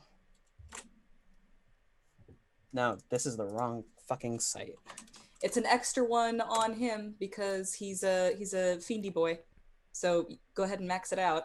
Okay. Yeah, you rolled 12. Actually, Eldritch Smite has no max cap. Oh my god. That's okay. 68 radiant. You give RJ the chance Alright. to build a level 10 character. What does he look? Get What does ready he for look like when Al delivers this overhand swing on Bitey, who again stands close to around 8 feet tall? You see Al drop down to a 3-point sprint and start clawing at the ground like he's pulling himself, almost like rabid. It's the special sword art for the old Great Wolf sword. He jumps into the air and he slams into him. And as he lands on the other side, he digs his claws in the ground to swing himself around. And there's a burst of light from him, and there is no Bitey there anymore. No, Bitey's dead. He's super dead. And at that, you can see that Korg is getting sussed about this whole interaction. You guys have been here for less than 12 seconds, and already the tides have the turns have tabled. So that was Alberjean's turn. At the end of Al's turn, Korg is going to try and strike Gwen again. That's another natural 1. So doing hot on that. Next up is Scrivbat, who is going to go over towards Arasthk. And he is going to try and strike out against him. He doesn't. He tries, but no. He got like a 9 and then a 17, which also is not high enough to actually hit Arasthk. So that is the end of Scrivbat's turn, and Korg is going to use his last legendary action to try and punch Gwen again with his great sword, for a total of 17 to hit. That hits. Kitten is upset. For 11 points of slashing damage. Okay. All right, then that would have been Shua's turn, but she's super dead. Arjhan.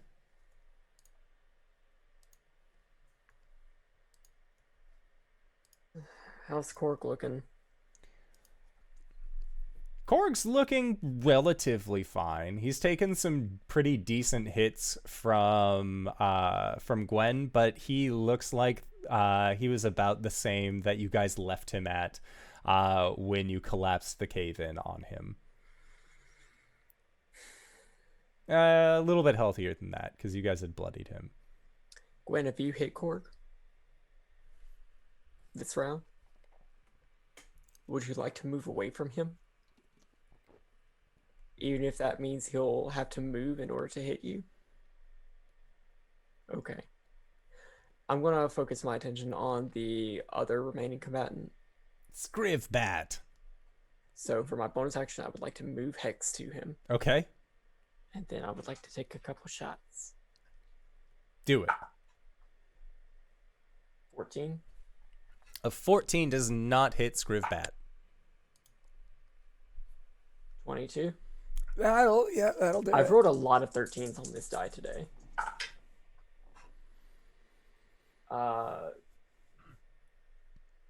Fire, necrotic, any resistance? No, he's a bugbear. Okay. 14. Okay.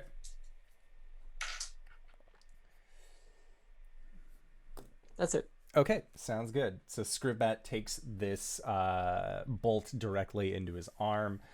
Does not seem to like it at all. And Arasthk will point towards Korg. And as he does, he makes a clenching motion with his fist. And as he does, thundercrack and lightning directly from the sky again.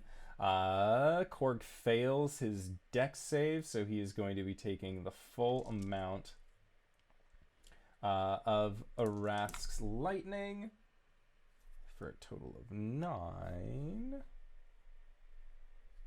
And then Arasthk is going to come up towards Korg, and he is going to strike out against him. He is going to expend 5 key points as the winds swirl around Korg. Arasthk is going to try and use those winds to hold him in place. So Korg needs to make a wisdom save, which he does, as the hold person spell that Arasthk attempts to utilize using his key is ineffective against this kobold warlord, or this hobgoblin warlord. Not a kobold. Arasthk likes those ones. Then he is going... I don't think he can use Flurry of Blows if he tries to cast a spell as his action. So that is all Arasthk can do. Next up is Gwen. Let's do Lego. Bum, bum, bum, ba-da, bum. I'm gonna do 2 attacks. Okay. One's a 29. That'll hit. And the other one's a dirty 20. That will meet. So yes, that hits. Okay. Let me see. Just double check. Yep. So 16 on the first hit. Okay. And oh shit, max. Okay. And that's a 20 on the second hit. Holy shit. And then she's going to use her bonus action.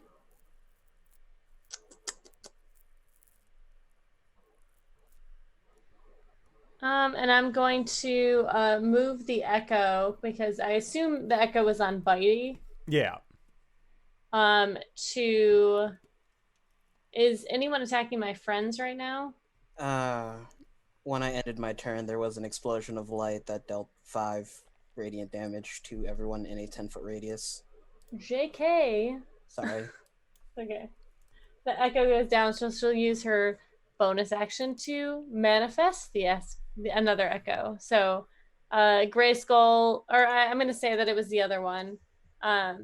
She was up, and now Gray Skull pops up on the other side of Korg. Sounds good. All right, so it is now Korg's turn. And so Korg has Gray Skull Spirit next to him, and then he has you, and then he has Arasthk, and his dear friend Scrivbat.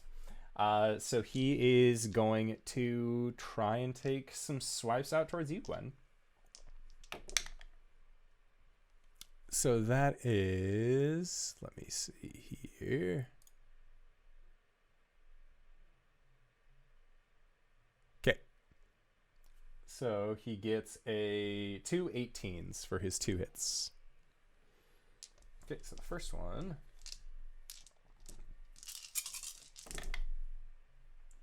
That is going to be for 21 points of slashing. And then the second hit for 21 points of slashing.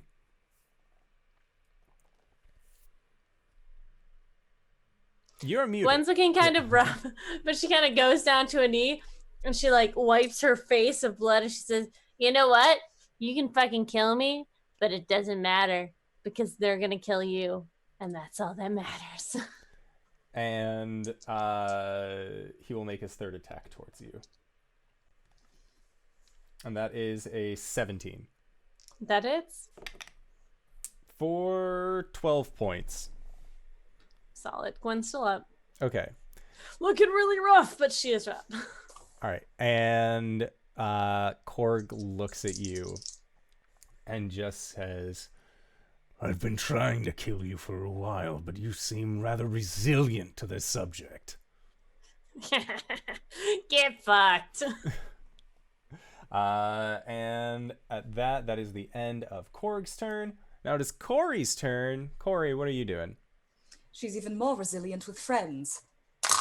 Aura of Vitality is going to give her 8 hit points, and then Cori will run up behind her.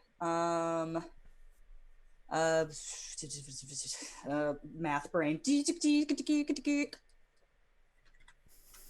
It's like all dial-up sounds. That's the sound of me trying to do math. I'm going to give you a full 50 hit points of lay on hands, Gwen. Cori. That's what I'm here for, babe. End turn. All right, at the end of your turn, legendary action to hit Gwen. That is a 14. 14 matches. Okay. And that is for 21 points. Okay. Gwen takes the hit, but kind of just glances off her, and she stands up with all of this renewed strength, and she's like, "I could do this all day." All right. Next up is Al. How far is the bugbear from me? He's like 20 feet. Cool. This is gonna be hilarious. Al will dash that way, stopping right at him. Bonus action. You see Al's armor actually shatter into tiny motes of fire, and they start rotating around him in elliptical rotations. Ooh. Euclidean geometry, you sexy minx. I'm radioactive. God damn it. So yeah, effectively this is a Cloak of Flies spell. The Cloak of Flies feature. First attack. Does an 18 hit? An 18 does hit Scroofbat. Cool. 6 and 6. 12, 16, 16 points of slashing, 10 points of radiant. Oh my god, so 26 total. Yeah, on the first hit. Okay. Second hit is a 24. 4, 7, 8, 9, 10, 11 points of piercing, slashing. How much? 11 points of slashing. Okay. And I believe once I end my turn, he takes... Oh, wait, hold on. Ready consumption. God, there's so much shit. Sorry, why'd I do this to myself? Because you hit like a truck? I hit like a truck, and there's also stuff on top of it. So at the end of my turn, he takes 4 poison damage. Okay. Gotcha. Yeah. Oh, and also 5 radiant on top of that. Sick. Oh, everyone in a 10-foot radius takes 5 points of radiant damage. So that would be Korg as well. He takes 5. And then Gwen, your spirit companion was on the backside of Korg. Yes. They would also take 5. It's fine. It goes down. Gray Skull just fades out of existence. What's up, short stack? And then Korg also, Korg took his, Scrivbat took his, Grayskull took his, and Gwen, you also take 5. Cori's right behind Gwen. Okay. You are actually within- outside of the 10-foot radius. Just barely. Yeah. Oh, I did the math right this time. I have been tracking where people are on this tiny little map. I apologize. That's okay. Some I boy just want to run. have fun. He's got zoomies. It's K. So then that was the end of Alberjean's turn. So Korg is going to use another legendary action to strike out towards Gwen. That is a 14 to hit again. She said is the magic number. For 15 points of slashing. Roger. Okay, and then that was the end of Al's turn. Now it is Scrivbat's turn.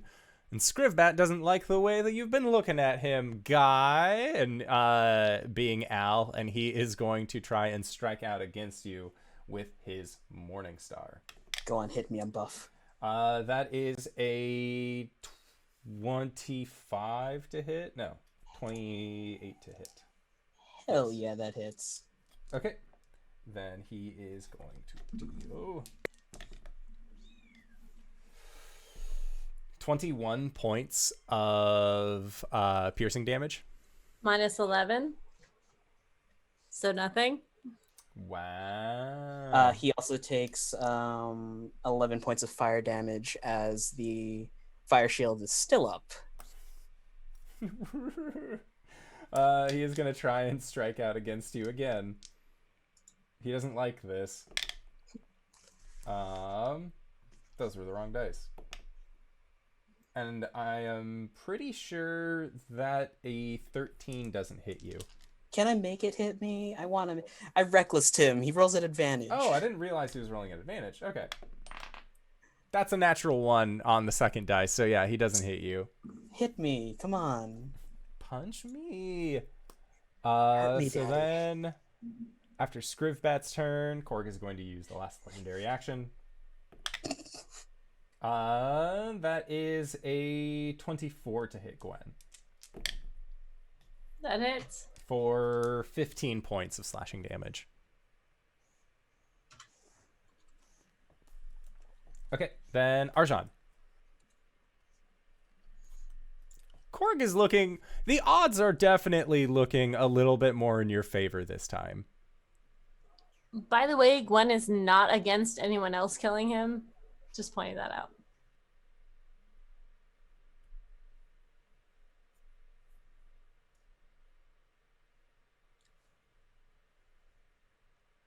Scrivbat is still up. Which one? Scrivbat? Yes. Scrivbat is still up. He looks very, very, very injured at this point. He looks like he was talking mad shit a minute ago.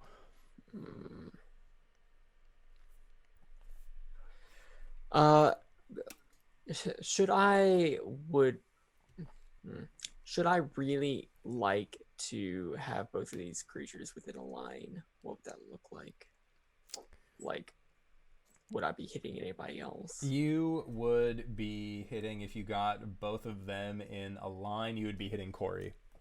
And also, it would either be hit Cori or hit Al. Fucking do it. Do No. it. Oh. No, because I have a better use for a bonus action. I'm not going to take it though.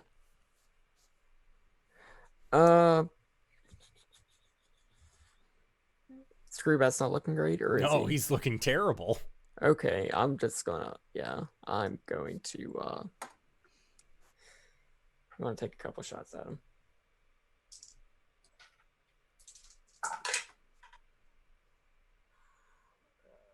19. A 19 for sure hits Scrivbat. 14 points of damage. Well, he had 9. So, how do you defeat Scrivbat Knuckle Knee? Quickly and non-ceremoniously, I'm going to use my bonus action to move Hex to Korg Okay. and take my second attack at him.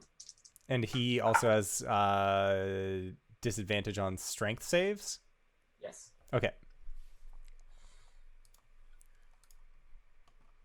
It's not going to hit. Okay. That's it. It was 17. Yeah, 17 does not hit. So that is it for Arjhan. Next up is Arasthk. So they are going to call lightning down on the sky, so Arasthk has to make a save. He fails the save, but is going to take the lightning damage anyways. For a total of 11 points of lightning.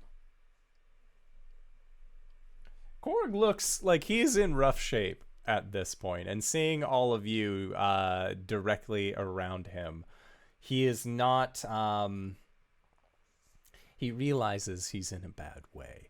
Especially now that Arasthk, seeing as how his clench of the north wind did not work previously, is going to forego that and just punch the shit out of this guy if possible. So Arasthk is going to make a series of attacks towards Korg. That is, the first is a 13 to hit, which doesn't hit, and then the second is a 22, so Arasthk is able to strike out against them. They, with a single punch, are going to be doing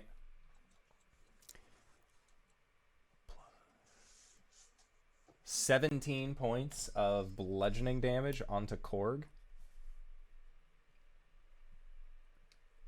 leaving Korg looking pretty hurt. All right, so that was Arasthk's turn. Gwen, it is your go. Did you say he did 7 damage? Like 1-7? 17. Okay, good. All right, I'm Yeah. gonna do 2 attacks against Korg. Gwen would like to use a free action to let Through the Fire and the Flames start playing. That's 25 and 21 Both to hit. hits. It's not great. 12 for the first hit, and 14 for the second hit. Oh my god, okay. And let's see. Can I do anything else? I don't think so.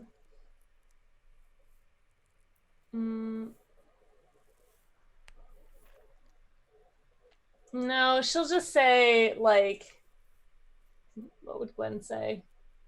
I don't think she would say anything. She would just, like, she would hit him twice and then make a sound as if she's replicating a guitar squealing. Make a performance check. Okay. 12. You do it. Solid. Thank you. Well, you do it without hurting your vocal cords. That's the most important part. Fair enough. All right. So Gwen, that was your turn. It is now Korg's turn. Let's see what Korg wants to do. Korg is going to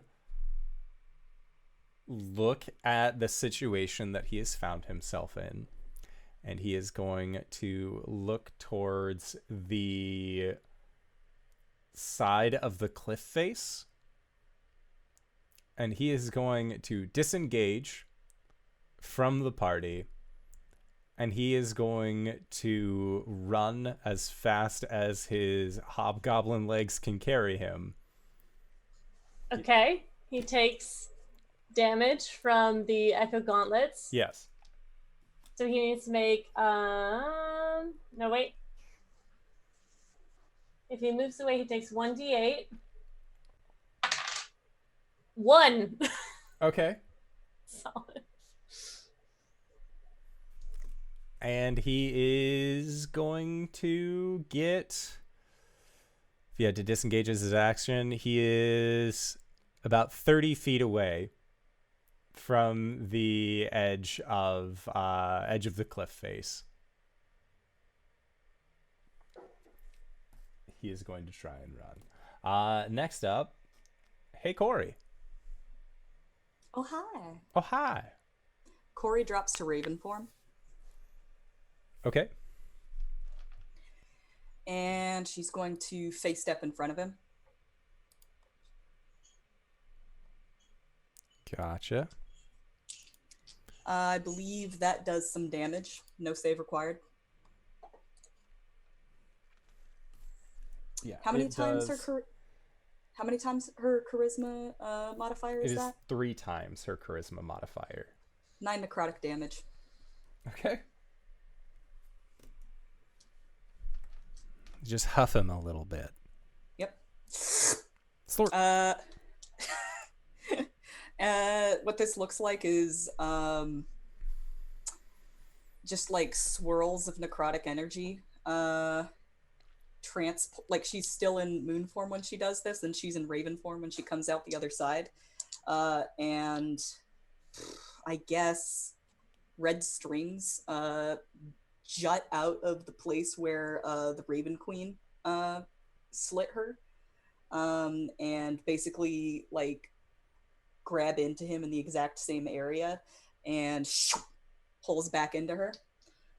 And he's still up, right? He is. And Cori, for your sake, this is, before it wasn't as noticeable, this definitely feels like something has changed that is allowing you to pull this much. Yep. And here comes a couple of attacks. Natural 20.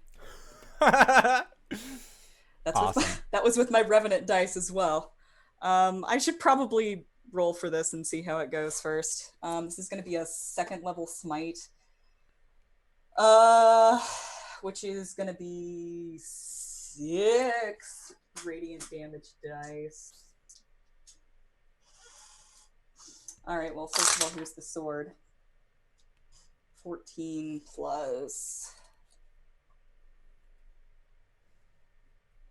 6 is going to be 20 slashing damage, and then 7, 8, 9, 10, 16 radiant damage. Ooh. Is he still up? Yes. All right. He's not looking hot. He's not. You can definitely see his metal bones underneath. Here comes a 2nd attack.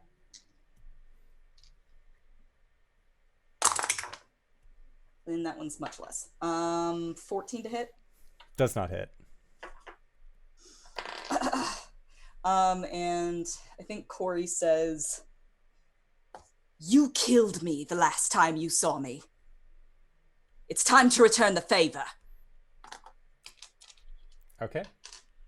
Sounds good. Next up, he's going to use a legendary action to then strike out towards you again.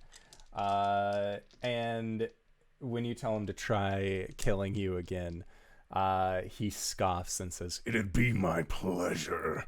And he's going to try and do a heck and slash against you. That is a 15 to hit. Okay, 2nd attack. Or no, not a 2nd attack, because that was legendary action. Yep, that's all he got. So then next up after Cori is Al. Can I make it to him? You would be just short of where he was since you had run over to assault Scrivbat. Okay. Yeah, because there'd be an extra. Okay. Sad life. Sad life. I have javelins.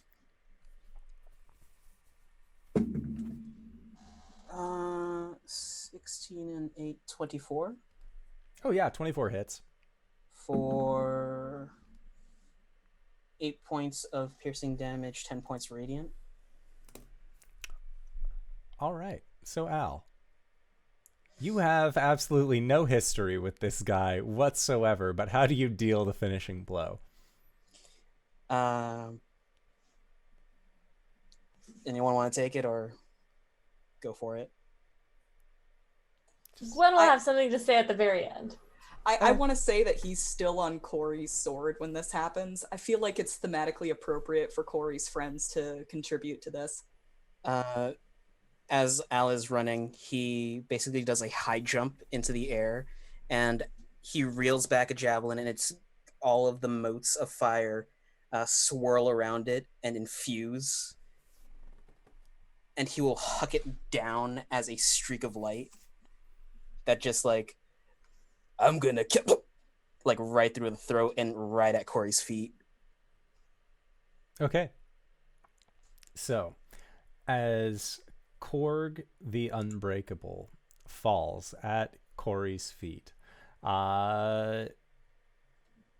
there is a moment where it looks like things have come to a close, and you see, or hear rather, a sputtering coming from Korg's body, as it seems like their weird bit of regeneration that they have taken into themselves has allowed them to begin standing up.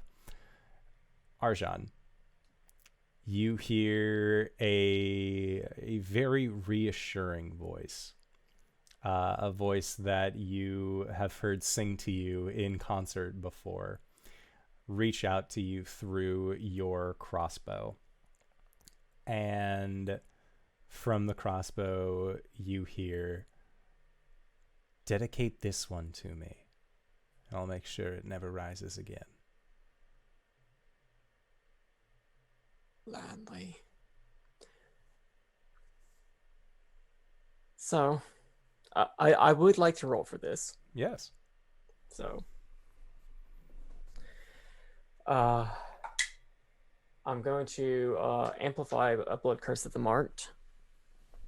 I rolled low, so I'll only take 1 point of damage, which is great.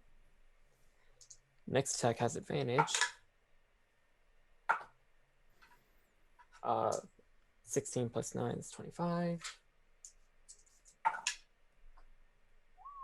Reroll that. That's still 1. 19 points of damage on the first attack. Second one, I'm just going to take the 12 for 21 to hit. That also hits. I rolled zeros on my D10 for both of these. I love it. 21 for the second. So as these twin crossbow bolts sink into Korg's body, he tries to rise again as he has previously, there is almost a wailing sound that seems to come from Korg's body as these bolts strike against him. And Arjhan, you see this symbol at the side of your crossbow glow warmly, and it seems almost like your crossbow is satisfied with what has transpired here. And after this group has been defeated and the Four Keeps stand victorious, the rain begins to let up and the clouds begin to part as a ray of light falls upon your group standing amongst the ruined bodies of the Keshin Trade Company.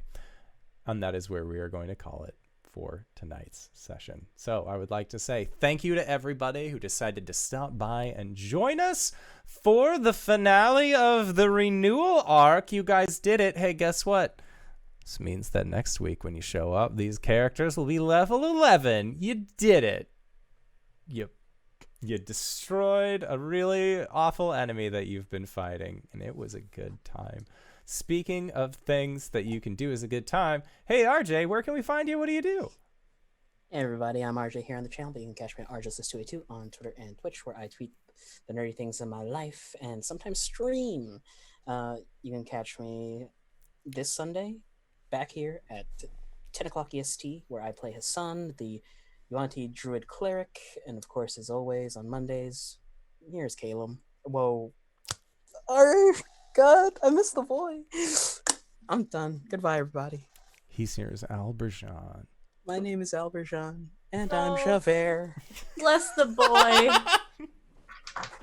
My name's LBHackEmUp. You can find me at LBHackEmUp on the Twitters. I'm here Mondays and Sundays. You can find me on Nerdiversion's channel on Wednesdays doing Rod of Seven Parts with Jordan with PH. Every other Friday on Damn It Varies channel, and on G Game Nights every Sunday at 4 o'clock Eastern Standard Time. This week I will be playing Victoria. She is the cheerleader, sorority girl who might have a fling with one of the other characters. We'll see how it plays out. But yeah, I have some more time on my hands, so I might be playing some more games. So check me out on LBHackEmUp on the Twitches, and I might be going live soon playing some random nonsense like Overwatch, because it's pretty much the only game I play. DanaeKeener.com. Hi, I'm Cyber. You can find me at CyberWolf1. I post pictures of my dog. You've seen her. She sits right here. She's about yay high. She's a good girl, and she fills my Twitter timeline. I try to do one every day. I also shitpost, and they are really bad shitposts. I also talk about whenever I go live on twitch.tv/CyberWolf1, where I play video games so bad, but I like to talk about the lore. And I think we're about to finish up Wind Waker, so yay! That was a good time. All the archives of that go to YouTube, youtube.com/CyberWolf1. There's also D&D Beyond homebrew tutorials and the podcast that Kyle with an N and I do called Let's Talk About It. We get drunk, we do parkour, we talk about RPG stuff. Maybe soon we'll record one. I don't know. Things are crazy. Even more so than usual. But you don't know that.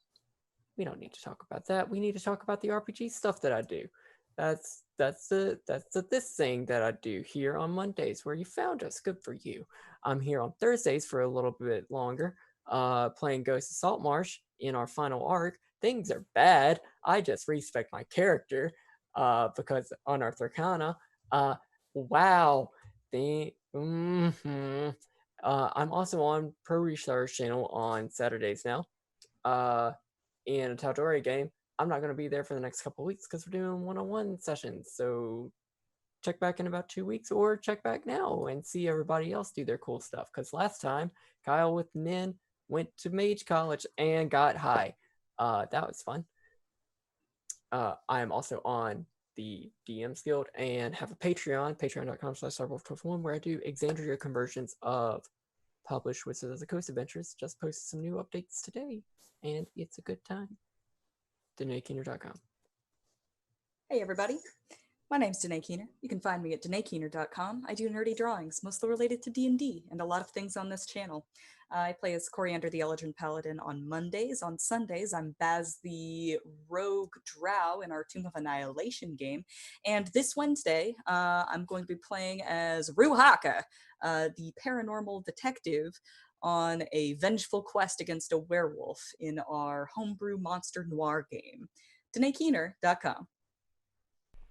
And if you've made it this far, you probably already know who I am, but if you don't, hey Acorns, what's up? It's me, your buddy, your pal, your friend, the Indoor Adventurer, the showrunner here at twitch.tv/Indoor Adventures. We do shows like this Monday and Thursday at 5:30 p.m. Pacific Standard Time, and then we also have our Tomb of Annihilation game that is 7 p.m. on Sundays, also found on this channel. If this is your first time joining us and you enjoyed what you saw, consider going and checking out our backlog at youtube.com/Indoor Adventures. Or if you have any questions that you want to ask of us or each other, I guess, you can find that in Nights in the Courtyard, the after show that we do for our Patreon, also under the same name. Right now, all of those podcasts are up and available for free. So I like to think that it's a good time because we're being supportive of all of you guys. And hey, if you feel like it, you can be supportive to us too. It's a pretty good win, I would say. But we are going to be heading there, so I would like to say again, thank you to everybody who decided to stop by. Thank you to these players for putting up with my bullshit again this week, and we'll see all of you guys next time. All right, everybody. Bye-bye. Bye.